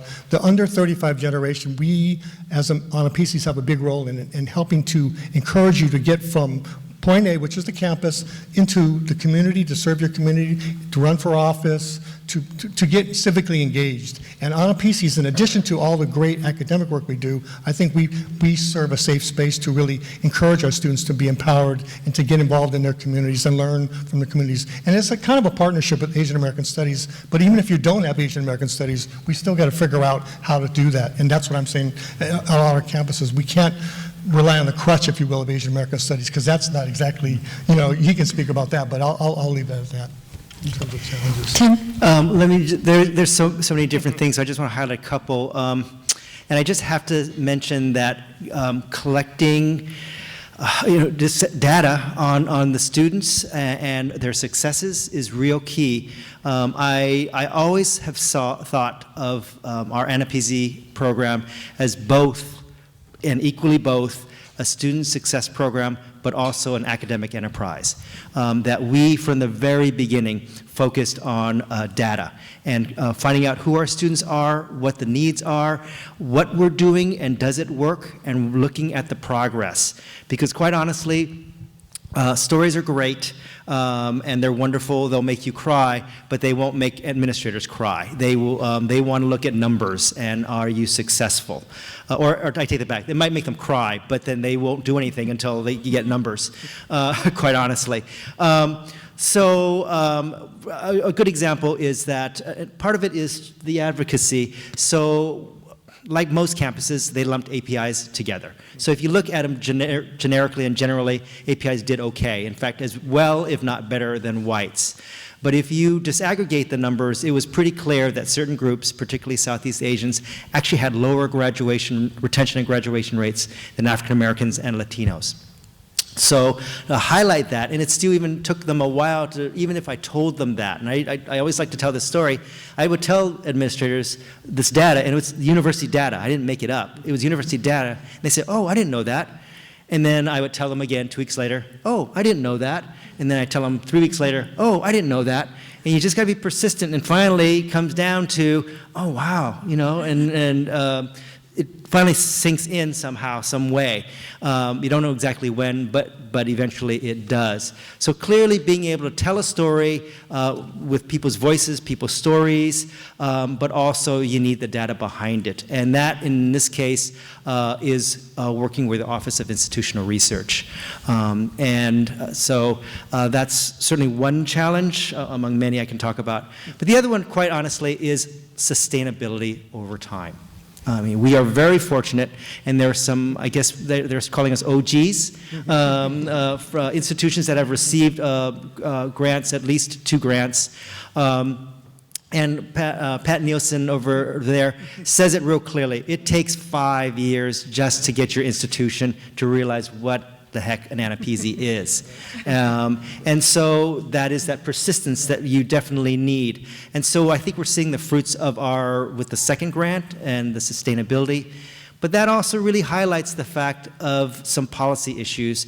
And I'm going to talk about something really complicated, and Kim and Pearson can maybe talk a little bit more. But we received from our funding, there's Part A and Part F. Part A, if you are an APIASF or an HSI institution, of which we are, we're both Hispanic and Asian serving institution, you cannot receive funding for both. You have to choose one over the other. And someone told me that this is like choosing one child over another, saying, who do you like better? And you know the child is not selected, knows they're not selected, right? And what an ugly position to be in as a parent or as an administrator.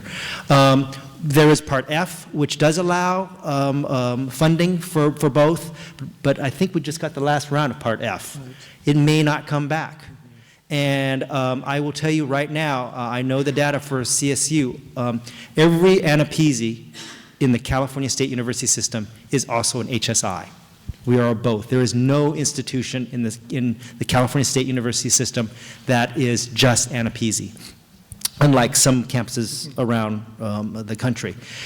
And you know, my big fear is that there will be no AANAPISI funded institutions in the CSU after 2021, because every institution is going to go after HSI money because there's more of it, more opportunities, larger populations, and I don't want to see the efforts that we've all put collectively in the CSU system to go to waste.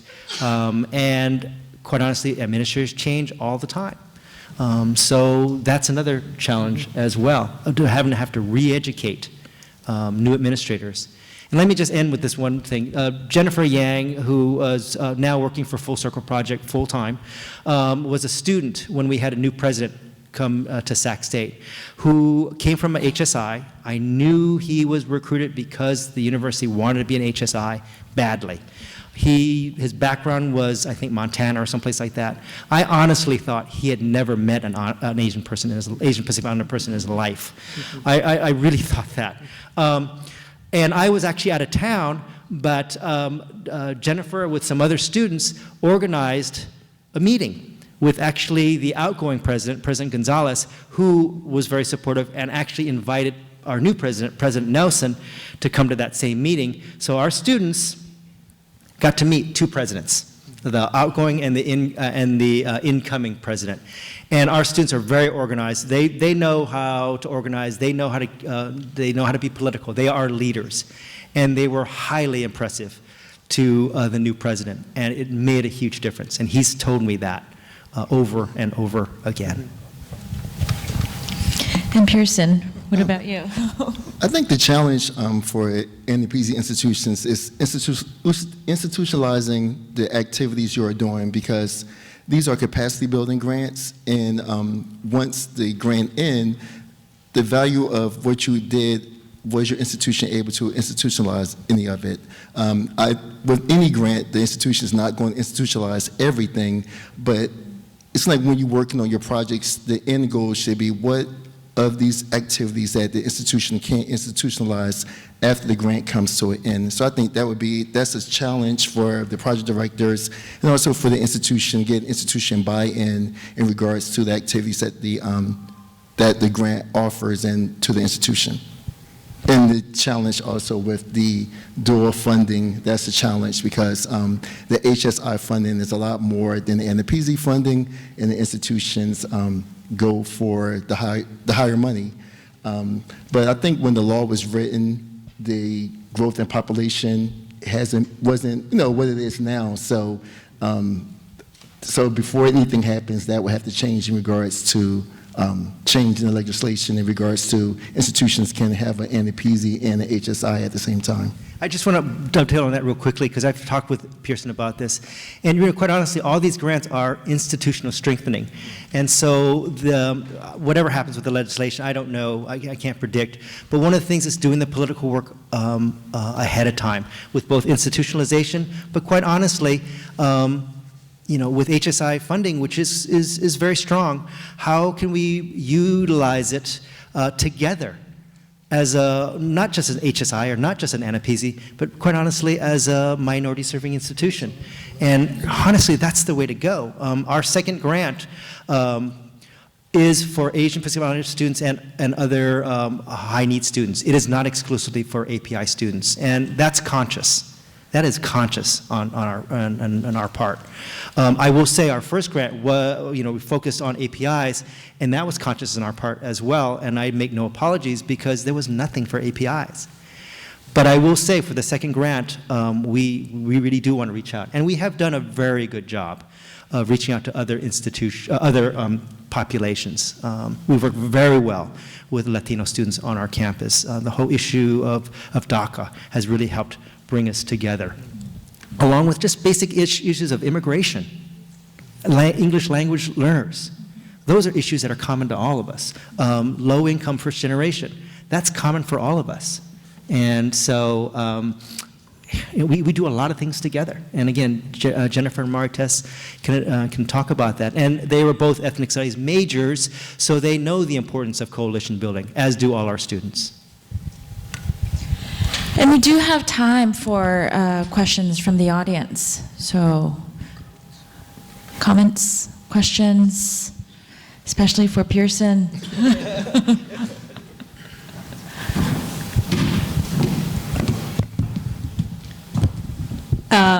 Thank you first for the presentation. It concerns me about the inability of higher education institutions to dip into other minority serving institutions. So my question to you is, what efforts have you undertaken to work with the appropriate congressional members to close that loophole? The loophole would have to be closed in all of the underlying statutes for all of the serving institutions, and I would like to think that the other minority serving institution communities would be supportive of such an endeavor. Well, as an Department of Ed person, I can't advocate. I can just mention it. There's the issue based on the community, but I can't advocate for one way or the other. And I will say that our presidents of several of our Cal State universities have been lobbying for the last couple of years to try and change this legislation about the dual designation in particular, because it has a particularly onerous impact on the Cal State system, and also increasingly other states where you're going to find the percentages of Asian students, Asian American students and Pacific Islander students along with Hispanic students are going to be, there's going to be plenty of dual designated universities. So this is an ongoing long-term campaign that the CSU is dedicated to doing. I mean, we're faculty and we have our own independent voice, which we will share as project directors. I have to be a little careful about me as a personal advocate, but I definitely, I spoke with my president before I came, and I said I'm going to continue to raise this issue that whenever I have an opportunity to get in front of any legislators, we talk to them about it. But it's going to take more than just us. It's going to take our KPAC. It's going to take the Hispanic caucus. It's going to take legislators feeling the pressure to do this. They're not going to do it on their own. We've tried that. I will predict that if we leave it to a couple people showing up and asking once a year for something, it's not going to happen. Yeah, I agree. That's why earlier I said effective advocacy is important. It has to be a ricochet effect in this room. It starts with the students and everything. I concur with you about the various caucuses. On the executive branch front, well, there is the discretionary authority for people to propose legislation, but I know that's a feat. But not being opposed to such a measure, should it be introduced and moving forward, is also helpful, because it's not fair for certain institutions to be denied funding when they have a large Hispanic population and a large Asian and Pacific Islander population. But thank you so much for fighting for us. Well, Kim could talk more specific, because your institution exactly faced that, that they applied under Part A for a HSI grant and APIASF, were awarded both, but had to turn one down. And it was Leroy Marishta, who's a very strong supporter of APIASF, but he had to make a decision. I mean, a command decision, basically. In my case, Part A, I knew this was coming up. I had spoken to the university, all the different authorities ahead of time. I told them, a year in advance this was happening. So what are we going to do about it? What strategy do you have? And it just spun around for a long time. And ultimately, what it came down with Part A was I wasn't even allowed to apply, because the institution applies for grants, not individuals. So I could have written a grant, but they wouldn't have submitted it. So I was not even allowed to apply, which Kim can tell you. We were at a PAHI conference, and I was absolutely livid at that moment. So don't talk to me about that time. But the good news is, I will say, what happens, I said, okay, if you're going to do that, I want to be on the committee that's going to be writing the AANAPISI grant. That would be HSI grant. I put myself at the table to write the HSI grant. Okay, and so in the end, when we did apply for Part A, and it was successful, there was actually some funding set aside for Full Circle Project in the HSI grant. And that was, and actually I talked with Pearson. I really had to give so much public credit to Pearson, because he said, you really need to look at it as institutional strengthening. And that was the argument I made. I did not sit there and stomp my feet and say, oh, you're oppressing Asian API students. I could have. That's how I felt. But I really approached it as, let's work on this together as a minority serving institution. The trade-off, of course, is when we applied for Part F, it was API and other high-need students. So I think we're moving that direction, and it really was Pearson's, and Pearson's really calm. Pearson's a calm guy, and I'm not. But he really just talked with me, and it made perfect sense. And quite honestly, Pearson also, I don't know if you remember this, but I thought, I'm not even going to apply for Part F because we can't get it. And then he said, no. You might be able to apply for the Part F because it's different from Part A. And Pearson told me way in advance, so I could get it together to write the proposal that was ultimately successful. Because they're federal funds, so you can't discriminate with federal funds. So any student, regardless of race, can participate in any of your programs. So a white student, a black student, African American student, Hispanic. So the whole thing is these are institutional strengthening grants. So it's to make the institution stronger in regards to the underserved students at their institution. And let me just say, and I think Jennifer and Marques can talk a little bit more, our Full Circle project for the freshman program, we have non-APIs in the program. We've always had a lot of mixed race students as well. But the word gets out, it's a good program. And if you want to be successful in college, join Full Circle Project. Now, the only caveat is you have to take an Asian American Studies class, but other than that, we have a lot of services for students, that career, scholarship support, working with alumni. We have a lot of stuff that could benefit all students. We do have time for one more question, but we'll keep it short. Okay. Hi, my name is Moria, and I'm from Cal State East Bay alumna, and I'm very proud of APIASF scholar as well this past year. So thank you so much for having us, the students, and I think it's really important to address that the effective impact again from the AANAPISI grant, even though like some of the students probably barely heard about like the AANAPISI grant, but for me it was as a transfer student and non-traditional student, it took me so long to even apply for the scholarship fund because I felt like I didn't have enough support or encouragement through the diverse staff that we have, for example, at Cal State East Bay, to provide mentors and also to provide counseling staff members who helped me through the application process. It took me about 2 years from like hearing about the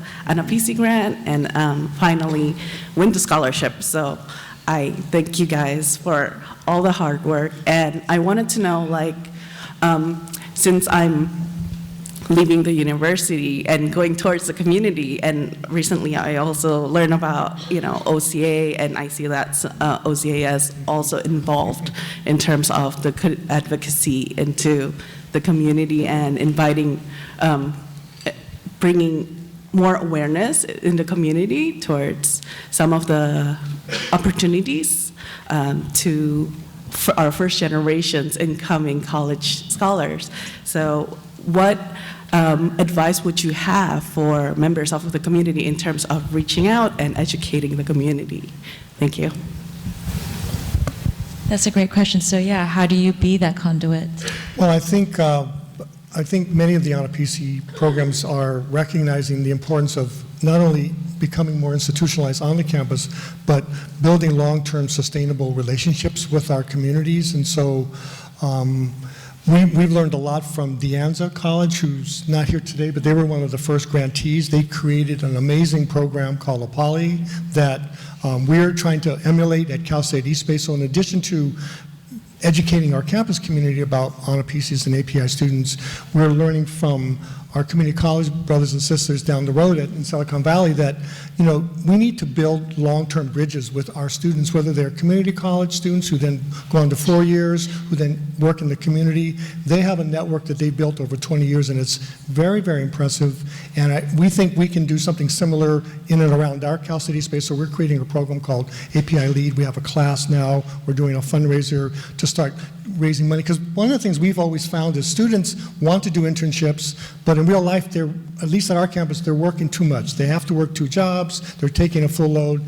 You can't even find the time to do an internship. So we have to literally fund their internship opportunities by creating stipends. And so that's kind of our next plan, to kind of get a little bit beyond the campus and build, but also build long-term community partnerships, because they're out there. They want to support our students. We just have to organize and ask. And so that's a piece that we're doing. In Sacramento State, you've been doing that for years, but.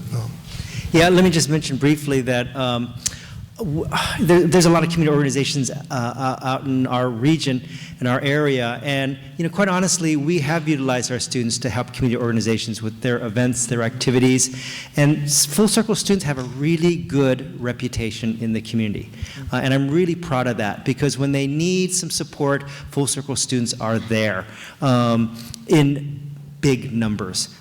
Just a brief thing, OCA advocates, they have a program where they work with AARP, American Association for Retired Persons, and they needed volunteers to help seniors with their taxes. Something fairly benign and fairly general and very nice. Well, not we, actually, Paulo Soriano, who is actually a former staff member, he organized over 100 students from Sac State to be part of that, and it blew their mind for the things that we do. I know I keep Jennifer again, but she was a Full Circle project. I mean, she was involved with the community as well, and she went away to graduate school. And I think one of the community organizations, or at least some of the people involved, were just really kind and nice, and provided some support and funding for her as well. And so, on an individual and on a broader level, the students need to get engaged with the community, because you are the representatives of your institution, and and your shine, the good work that you do reflects on the institution, and it reflects on you as well. And when it comes up to scholarships and internships and everything else, it's a win-win, quite honestly. Well, thank you. Thank you so much to Pearson, Kim, and Tim, and we have to now move on to the next panel, unfortunately, but thank you very much. So, we talked about, legislation and the community, the advocacy. So, I think that, brings us a good segue into our next and final panel, where we're going to take a deeper examination in what we, the community, can do to support AANAPISIs, MSIs, and AAPI students for college and beyond within the context of today's political climate. And with that, allow me to introduce to you my APIASF colleague and comrade, Rita Pin-Ahrens. Rita is the Director of Strategic Initiatives and Communications at APIASF. She has led a long career as an educator and equity-focused education policy advisor at the Southeast Asian Resource Action Center, the Campaign for High School Equity, and the National Board for Professional Teaching Standards. Rita and her family came to the U.S. as refugees from Cambodia, and she lived in rural Idaho. On her esteemed panel will be Julia Ajinkia, Vice President of Applied Research at the Institute of Higher Education Policy, Monica Tamrath, Senior Liaison in the Community Advocacy and Partnership Engagement Department at the National Education Association, Dr. Pitsamai Oi, Associate Professor in the College of Education and Co-Director of the Center for Asian American Studies at the University of Massachusetts Lowell. And last but not least, we have Catherine Valle, who serves as a higher education policy advisor for the Democratic staff of the U.S. House of Representatives Committee on Education and Workforce.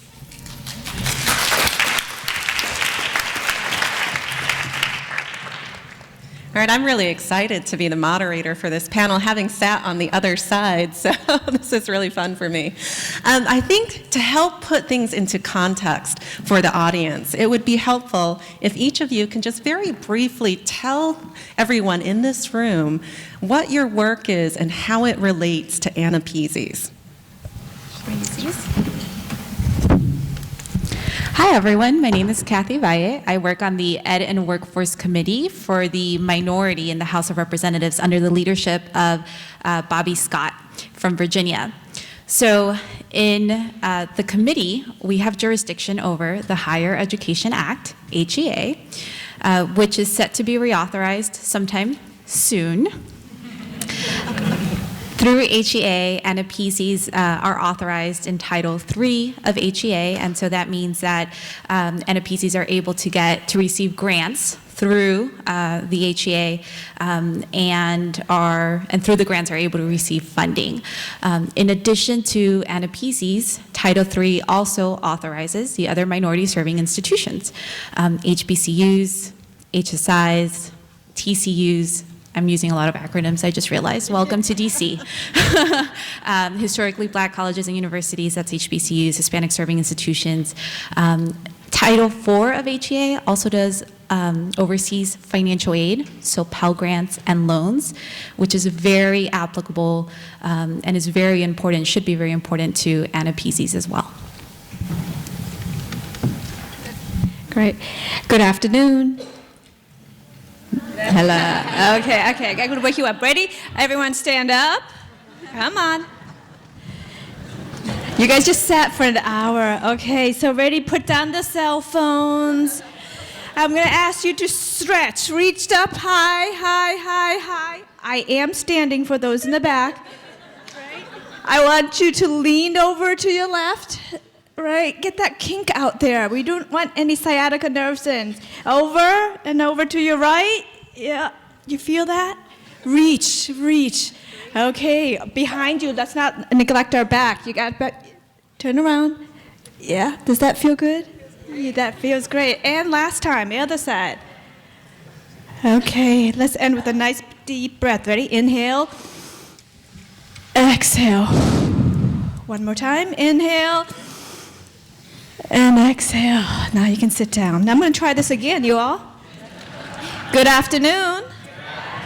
So much better. You got oxygen. You're moving around. So what do? I'm a teacher. Can you tell? So all of you have had teachers in your lives, right? And so I consider myself an accidental academic. I was a kindergarten teacher, a K-2 literacy specialist.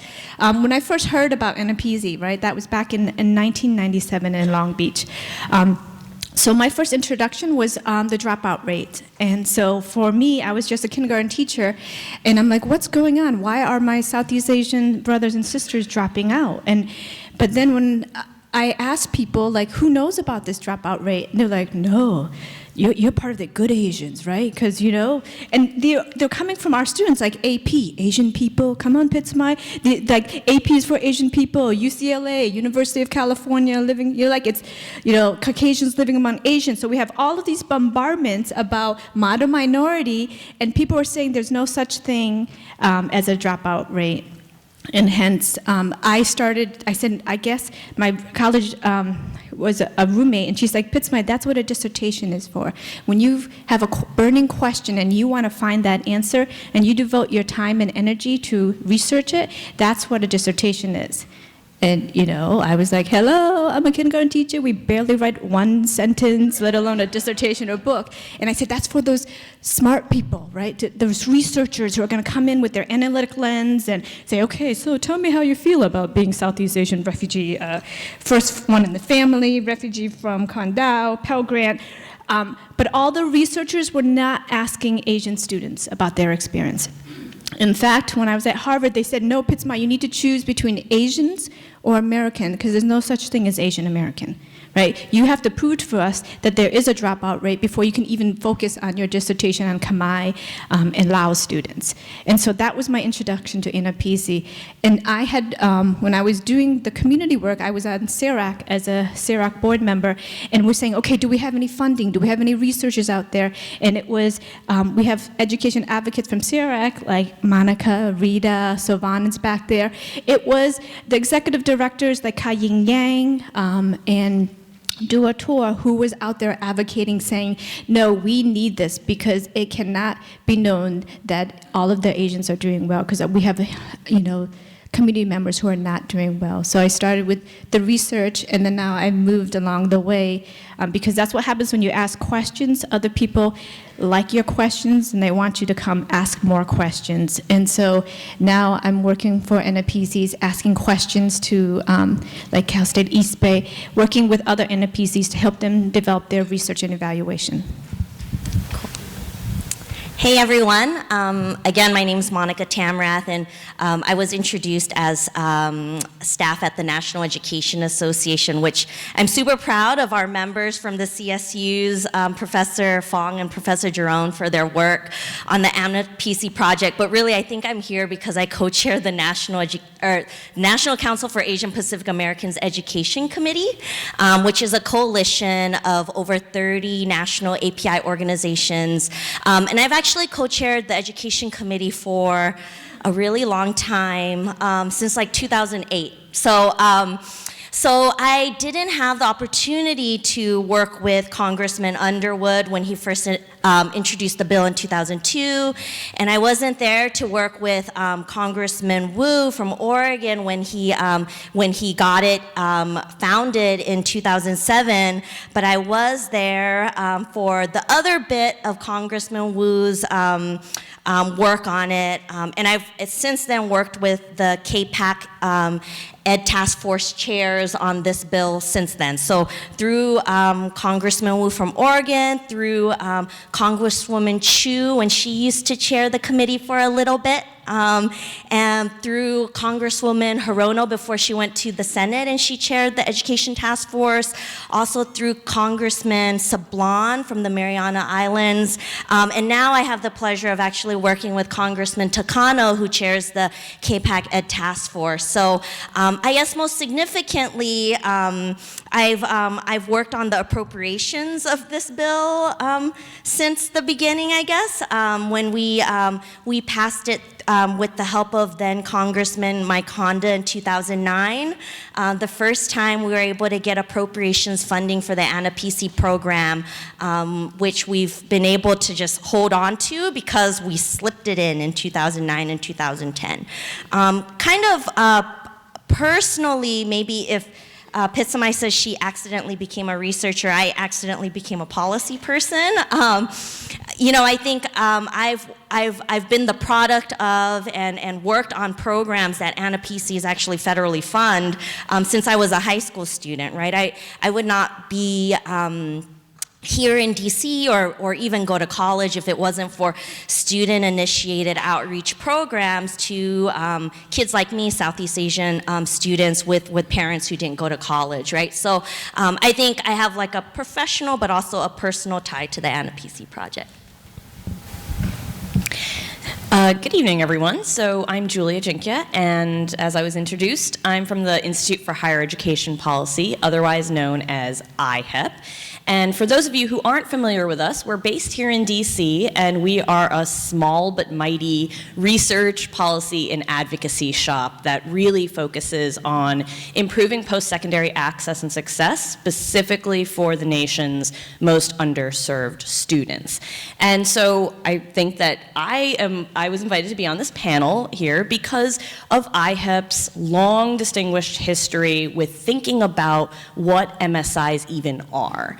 So, you know, we are going to turn 25 next year, and, you know, as far back as 1998, our two co-founders, Jamie Marasotis and Colleen O'Brien, actually coined the term minority serving institutions because, you know, at the time they were really trying to figure out what were the specific struggles that students of color were facing in higher education around the country, and how could institutions that had significant numbers of these students better serve these students? How could we invest in these institutions to improve these student outcomes?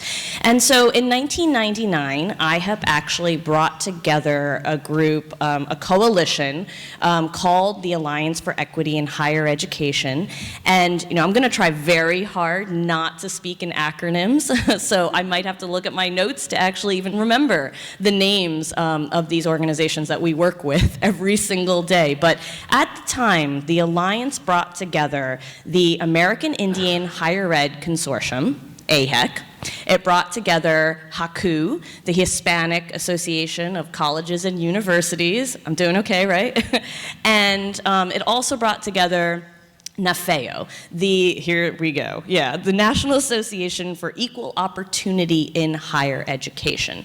Really, you know, the point of this alliance back then was to say there are common struggles between institutions such as, you know, tribal institutions, HSIs, HBCUs, in serving students of color. But if we're constantly competing with one another instead of collaborating, it's not going to do any of us any good, right? And so at the time, you know, they brought together this alliance to make that point more central in the conversation about higher education. And I'm proud to say that now the MSI institutional label has become more broad and more inclusive to include APIASFs. But as we heard in the last panel, you know, the conversation is still stuck in a place where, unfortunately, because of the dual designation restrictions and such, that we are unfortunately competing instead of honestly collaborating. So I'm hoping that the conversation today can really think about what are some of the common policy solutions that we can actually come together as communities of color, so that instead of you know, figuring out how we compete against one another, we figure out how to disaggregate the data without dividing the community. Great, thank you for that. And I want to, you know, having heard all the different concerns and challenges that our previous panelists have, you know, shared with the audience, what would you say is the greatest challenge or concern that you have for APIASFs in terms of policy?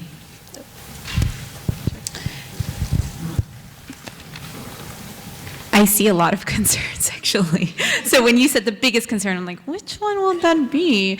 I think data is a big concern. We currently are not able to disaggregate by even some big information. For example, Pell students, we don't know the number or the percentage of Pell students that actually graduate, let alone Pell students who are also students of color. We don't have that information. And so I think for us at the federal level, it's important data is important for us to know how students are faring at different types of institutions. So I would say that is a big concern. Representative Polis, along with Representative Mitchell, introduced a bipartisan bill this Congress that would allow to collect data at a student unit level. This is called the College Transparency Act, and it's currently garnering a lot of support on the Hill, a lot of bipartisan support on the Hill. So that, I think, is a really important issue that Congress can address. Actually, before I even continue, I will say that all my, and I need to say this for communication purposes because otherwise my communications team may get upset with me, but any of my comments today are purely on background, and I cannot be quoted directly. So if you would like to use any of my comments, please do come up to me afterwards, and we can chat through that. But I think data is one piece. I think the other piece is funding. Mr. Scott always says that funding is a matter of budget priorities.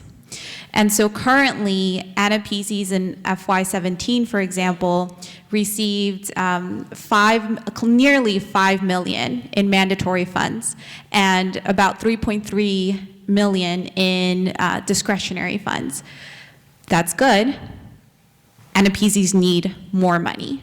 And so on the Democratic side, we are continuously fighting to ensure that minority-serving institutions, that includes APIASFs, receive additional dollars to be able to properly support students on campuses.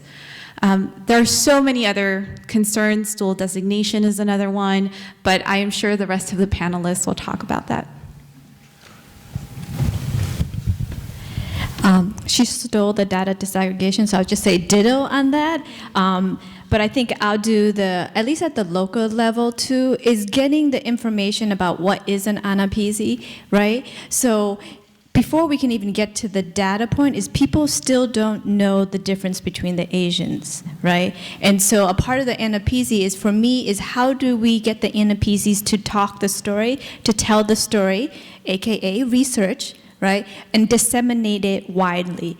So we have, for every person who's sitting here, you should be telling the ANAPISI stories to at least 2 other people, right? So then that would be just a quick and easy dissemination. And so for us, a lot of the ANAPISI staff members and faculties are so busy doing the hard work of ensuring success that there's no one there full-time documenting those great stories or even the challenges, right? So if we don't talk story and share our story to the prospective people who can hear and make these policy changes or funding decisions, then at not only your institution, but also with your own colleagues to say, because you ever get that question like, oh, where are you from? Like, nod your head if you've ever heard that. Where are you really from, right? And that's that part of that story is people still can't tell us apart. And so that's part of that saying, okay, are you asking me this because you're ignorant? Or are you asking me because you know that there's 67 different ethnicities in community college, and so you just want to know, more information about me, right? So even when a person asks you that question, that's the time when you're going to help disaggregate the data for them. That I think it's part of our story is the difficulty of sharing our story with lots of different people and different constituents. And let me give a shout out to the hashtag #MyANAPISI So if you want to tell that ANAPISI story, use that hashtag.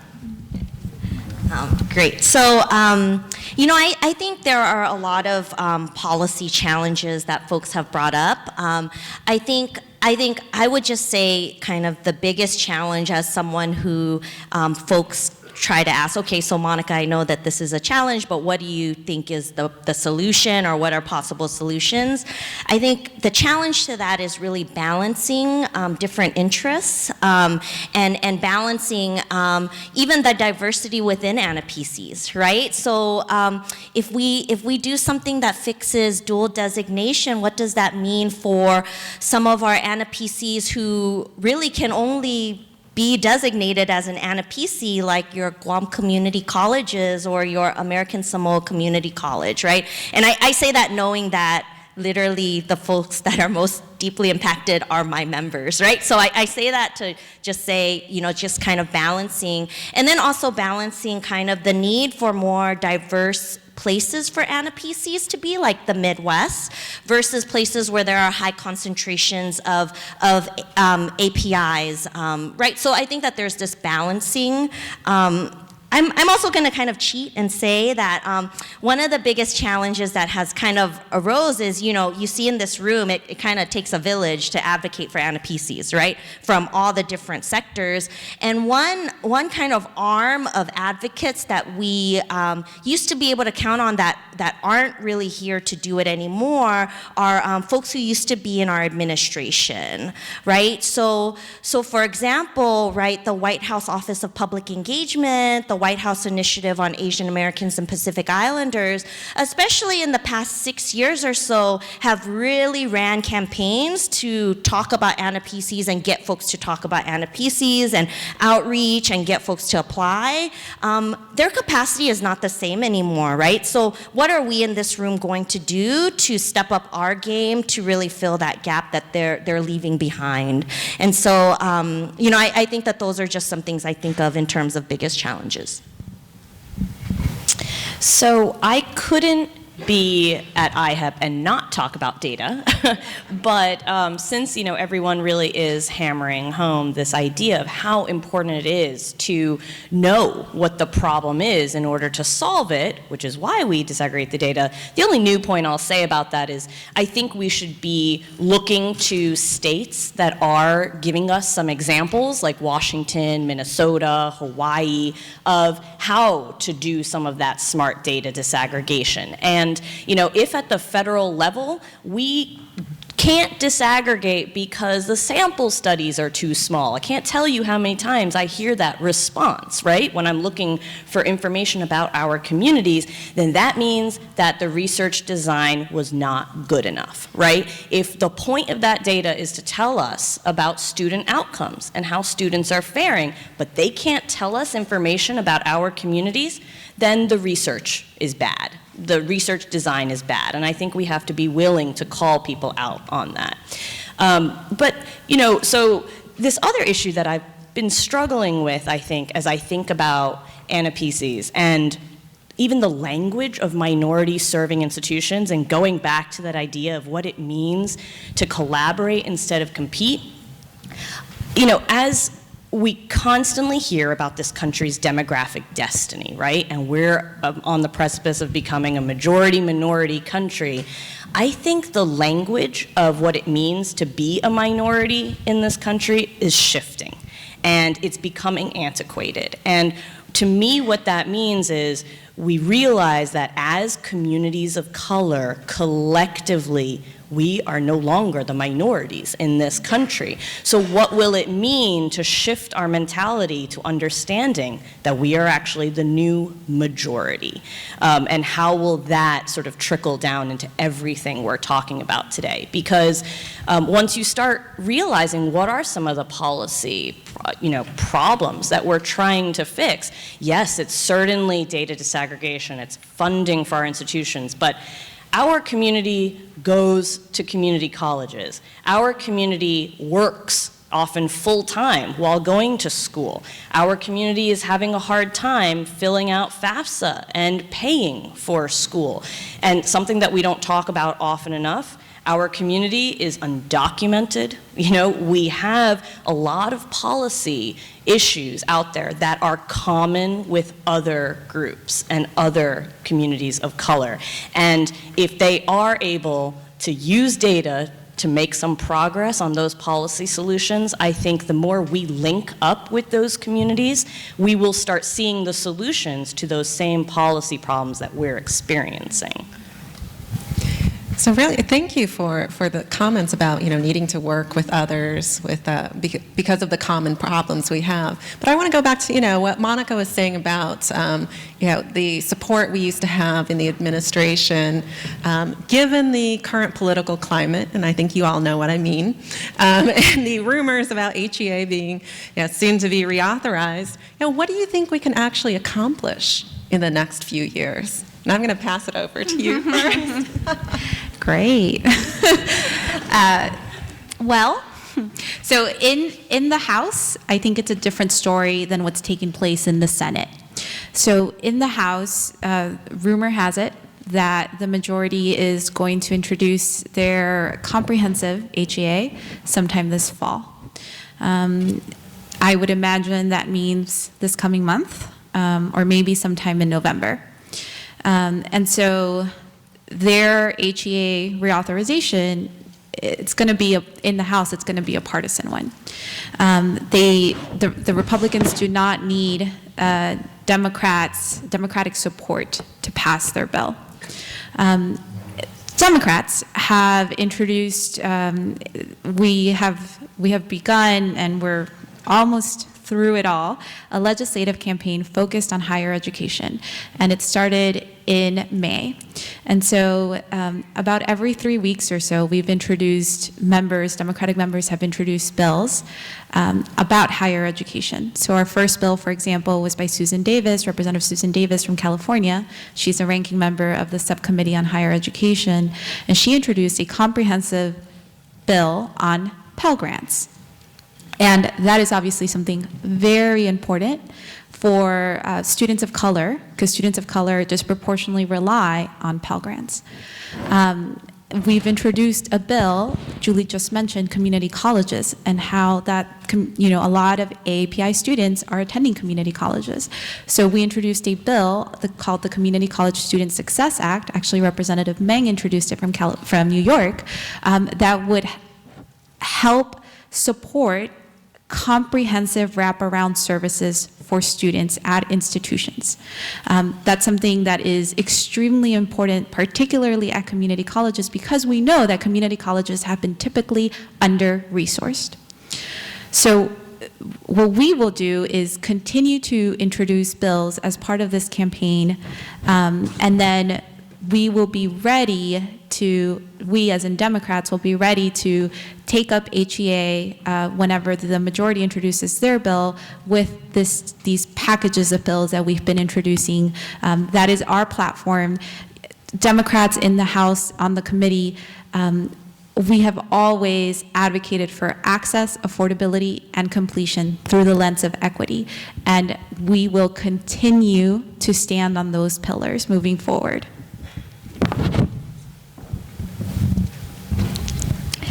I think I'll take the local lens at the state level. I think that's where we're going to see a lot of the movement. And just like an example for the data disaggregation, like a state of Rhode Island was able to pass data disaggregation, right? California had some pieces, Washington had some pieces. So the leadership is going to have to be local.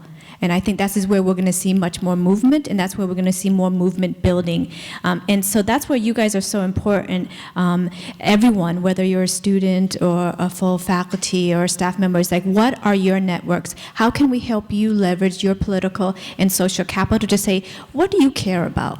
And what are you willing to go to the streets about? And what are you willing to go and tell your story to the elected official to say, you know what?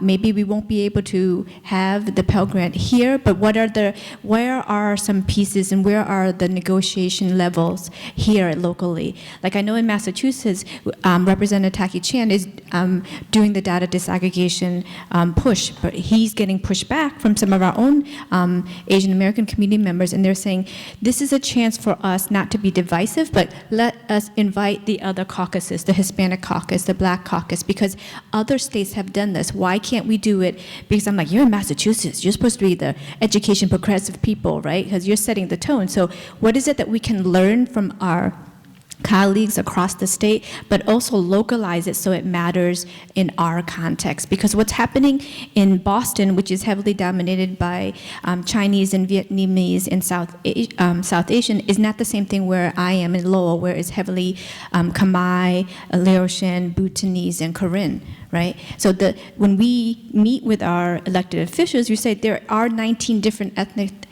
communities, but each community should be coming and telling their story. Like, I should not be telling someone else's story, but we should be inviting other people who can connect to the story and walk and really work across lines. And I think that's where we're going to see a lot of our campaigns moving forward.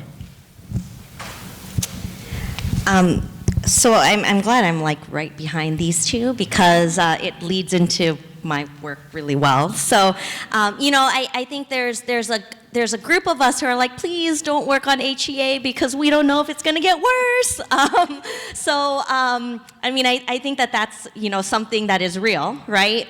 In terms of finding political opportunity for places where we can actually have improvements. But we are meeting and talking with KPAC staff as the advocacy groups every other week to talk and hammer out, you know, ideas. That's really great. I see Helen's like smiling because she used to be on those calls with me.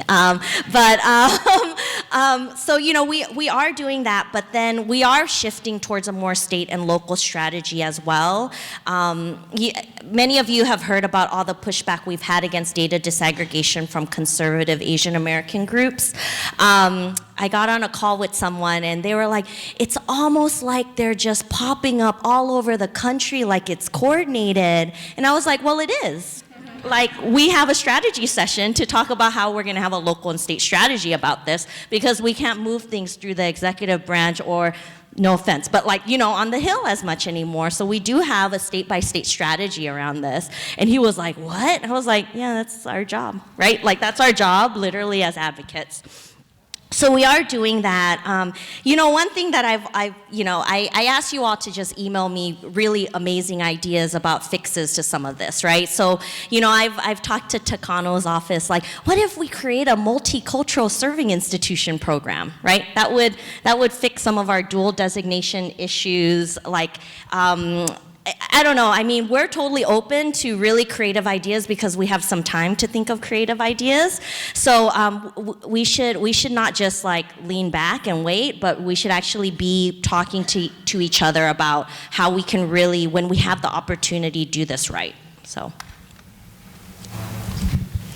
So I can't really add anything new to that conversation, but I would say that when we think about what is moving in this political landscape that might be a little bit new, it's that if we are in sort of like this post-truth kind of climate, I think what is resonating more are stories and, you know, telling what folks are going through, hearing from students themselves who are at institutions and who are, you know, firsthand experiencing how wonderful institutions, or, you know, how strongly they can impact our lives. I think hearing from educators, I think hearing from folks in our community about the tangible impacts that policies have, that does seem to still be getting through to folks.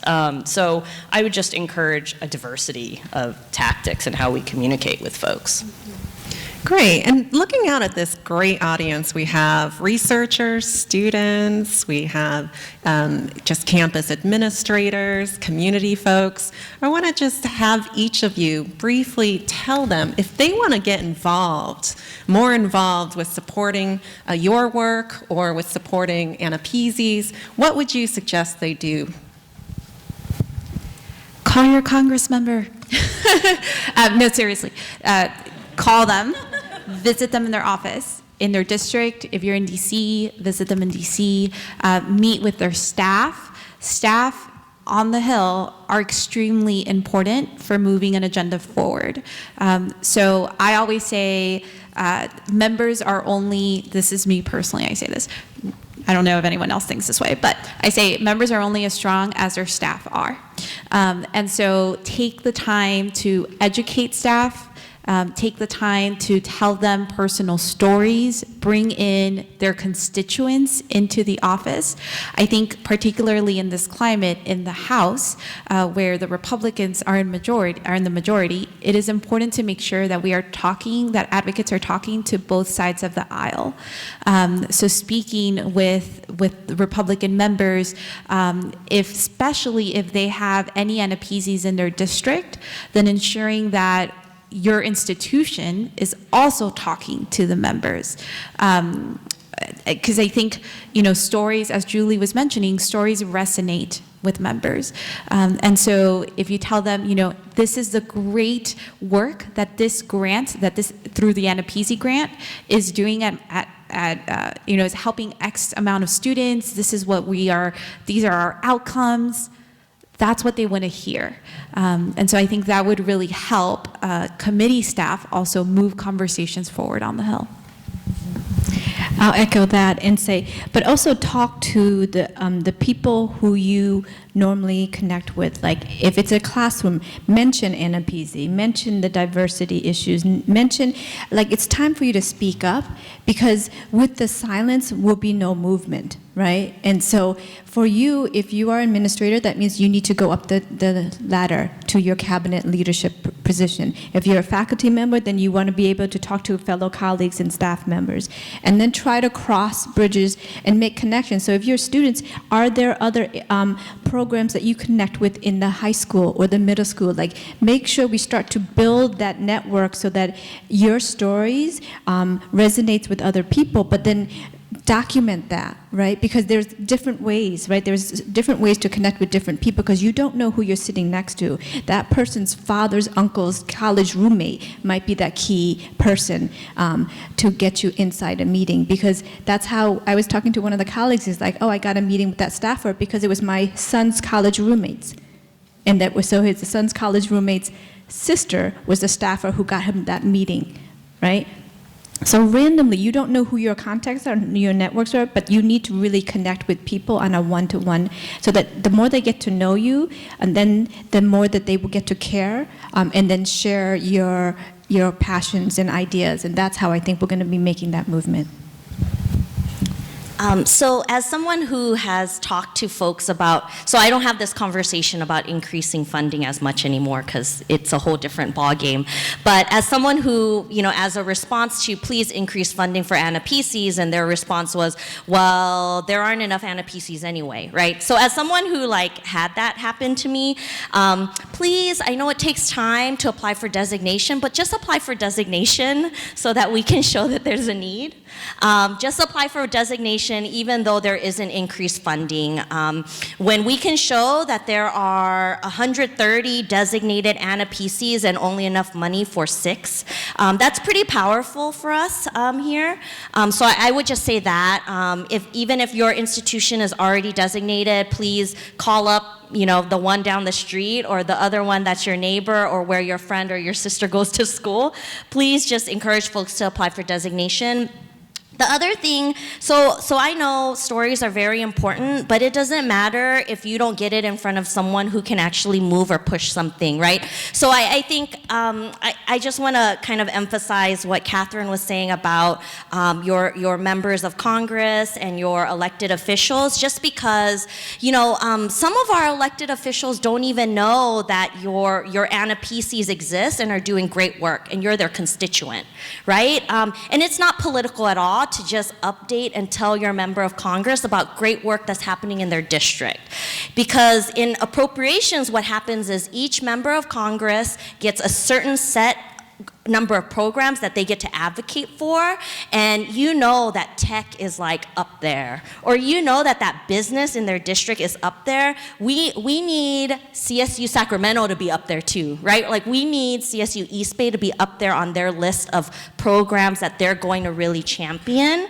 I always made fun of Congressman Honda's staff because I was like, oh, it's curious, there's 4 AANAPISIs in your district, but he was on it. He worked with up and down from 4 years to 2 years to get his people to apply, and that's great, right? But it makes me so sad when I meet with a member of Congress and they don't even know that this great work is happening in their district. So please, if you're an AANAPISI, that's one thing for sure you should be doing. Send them your programs, have annual meetings with them, quarterly meetings with them. Yeah, I would completely echo the fact that we need the demand to be higher. So, there's enough strength to saying there's so many eligible AANAPISIs, but unless they actually apply for that designation, we won't demonstrate that demand, and then hopefully impact the resource allocation. But the other piece I was going to say is, I totally echo the idea of talking about it in our community and remembering how intergenerational our community is, and thinking through, when I talk to my parents' generation and, so my parents and their friends and their, communities, even the idea of an AANAPISI is wow to them. If they had that, or, thinking through what our generation and, now the generation after my own has fought for and gotten is a moment of pride, I would say, for the older members of our community. And I think that we should share and celebrate where we have come in order to sort of, collectively move to go further. So that's what I would leave with. I've got one thing too. As of tomorrow, the White House Commission is shutting down for the African American, the Hispanic, and also the AAPI. So we need for you to be calling and saying, you need advisors, you need commissioners up there at this White House level to help you better understand and serve our communities, because they have not reauthorized it. So you're not going to have people who look like us, who understand our communities, sitting at the table saying, you need to be looking at our community and you need to be helping us do a better job of serving this, because we are all part of this great land that we're paying for their jobs, right? With your taxpayer dollars, they should be serving us. Great. And Helen, do we have time for some student or other questions from the audience? In regards to designation as eligible and the PZ, institutions don't have to apply for designation anymore. The information is already applied by IPAS data, and the department published all the institutions that are eligible to apply for the NPZ grant. Just have to go to our website. That's wonderful. Waiting for that CRS report on how many institutions were eligible was really fun for years. Hi everyone, my name is T. I'm a transfer student from De Anza College in California, is the Bay Area, and now I'm currently at UC Berkeley, finishing my undergrad. Thank you. I would not be where I am now without my community of Poly, Dr. Jerome mentioned, and De Anza College. They are a big part of my identity. And I just want to acknowledge that this is amazing to see a panel full of women of color. And this is nothing more inspiring and empowering to see someone that look like me, resemble me, to sit there and do the amazing work that you do. So for me, I want to go into education and I want to teach. And something that I've been in my mind a lot is like, how can I disrupt a system that is already predetermined the future of the students? In a way, I'm trying to say that there's a correlation of their social economics and their test scores and also the jobs they're gonna settle down when they get the jobs. So how can I disrupt a system that already predetermined that already? That when you see a student in a lower socioeconomic class will end up in the same jobs that they would do in the future. There's a straight correlation. I know that those that are outside as, you know, the outlier, right? And I know the media focus a lot on those outliers rather than the reality of these correlation that we see on data. And so I was wondering, how can we disrupt that system? Because as an educator, that's been going through my mind so much, because these are the students of the future, and I myself want to be a part of that. Yeah.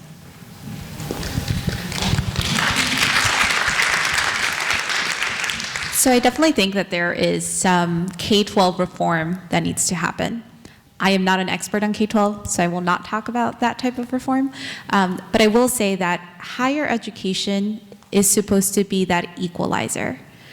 And so I think the more that we are able to get our students into higher education and into institutions that have been, that are more resourced in order to support the students better, I think that's key. We know that students who receive a bachelor's are more likely to have higher earnings and to have more stable jobs, to have better health care. And so we do know that if students can get to higher education and they can complete, then they are already on a better foot. You already are doing it, right? So by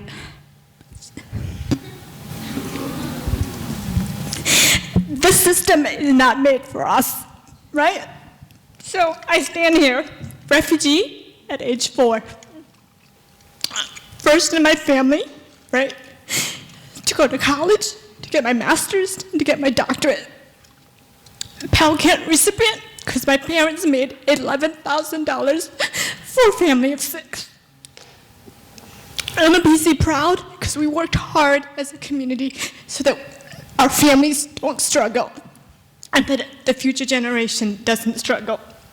And English language learners, because sabay kanoy ben kun lao.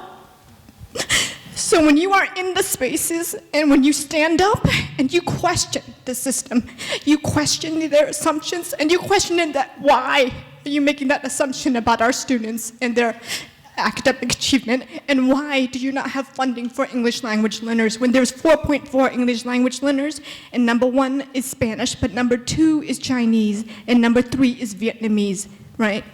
So where is the money to support our API English language learners, right? So anytime you speak up, you're disrupting, because the silence, they said, hey, you know what, they're quiet. We're doing everything okay. But anytime you stand up and question them, you are doing it. And you're pursuing a great career where you're asking questions, And so you need to ask those questions to the students.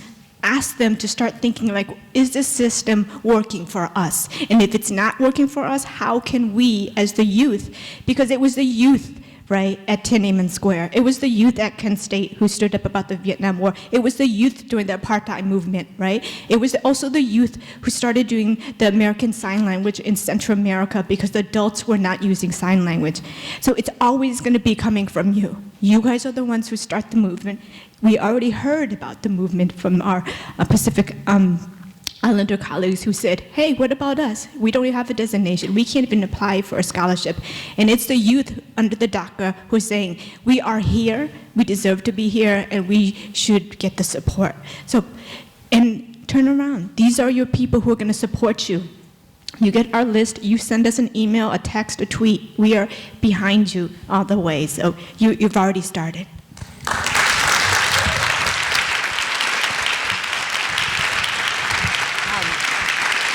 I just wanted to add that before we came up here, I was like, Pitsamai, I've never been to a non-Southeast Asian conference where I'm on a panel with another Lao woman, right? So that's pretty cool.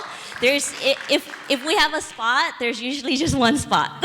I mean, I think just like everything Pitsamai said, really, and also, you know, I think when you talk about how do you disrupt a system already predetermined, it reminds me of when I was in college. I also went to Cal, so go Bears. We were running the Count Me In campaign to try to disaggregate data on campus throughout the UC system. And you know, there was like a group of us. We were like, oh my God, they don't count us because they never thought we'd come here, right? Like they never literally thought that we would ever break away from just being other, and that we would be able to deserve our own little checkbox, right? So I mean, I think when I say like, you know, just occupy the space, occupy that space, and make people know that you're there, right? I think also what I always love when I go to an education space, and I work specifically in public education, right? And so, you know, I'm always reminded by some of our members like, but Monica, education is the tool of the colonizer, right? So how do you flip that narrative and be like, well, we're gonna use education for something else, and not get caught up into that system and just become a cog. So you know, props to you, like, we're here to, you know, support you and support so many of you. So please continue to do it. You're not alone. It might feel like it sometimes, but there's a whole bunch of folks here like in it with you. Yeah, I think that's great, and thank you for sharing. I completely agree. I think you're disrupting it because by example, you will show others. Like if you want to be an educator in California, I mean, speaking of California again, I think it's the UC schools, right, that just recently rolled out that first generation campaign, which is amazing because it's saying, you know, if you are first generation and on faculty, wear it loud and proud, you know, for that first week or whatever of the term. Identify yourself because other students who are first generation will see themselves in you. I don't think it was a mistake that at my college there was one South Asian faculty female member, and she was a political scientist. I was drawn to her, I was inspired by her, I went on to get my doctorate in political science. That's not a coincidence, right? That's not a mistake. It's because she was leading by example and I saw myself in her. And so you are going to do that for other students. So you're already disrupting it. All right, let's give another round of applause to our fabulous panel.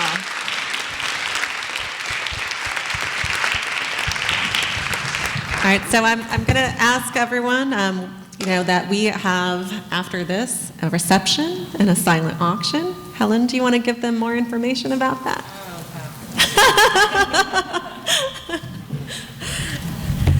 Well, right now, in the atrium ballroom is the silent auction happening, and there's fabulous prizes there. There's also, you can also bid online. There's an app called BidPal, but you know, we hope that, you know, we're going to see most of your faces in the gala. But thank you very much to our final stellar power women up here. And thank you, Pitsamai, for making the MC cry. So, but today we heard from those who trekked the initial journey. We also heard from the practitioners who are on the front lines, and we have the advocates and the policy experts, who are giving us the tangible actions. So, I think we heard a great call to action, and Neil said, tell the story. Tell Esther and Lisa's story. We also heard here, tell the story, but tell it to the people who will take the action. Before I came to APIASF, I worked for 5 years for Congressman Mike Honda, and he always said, if you're not at the table, you're on the menu. So let's not be that. So thank you very much, and thank you again.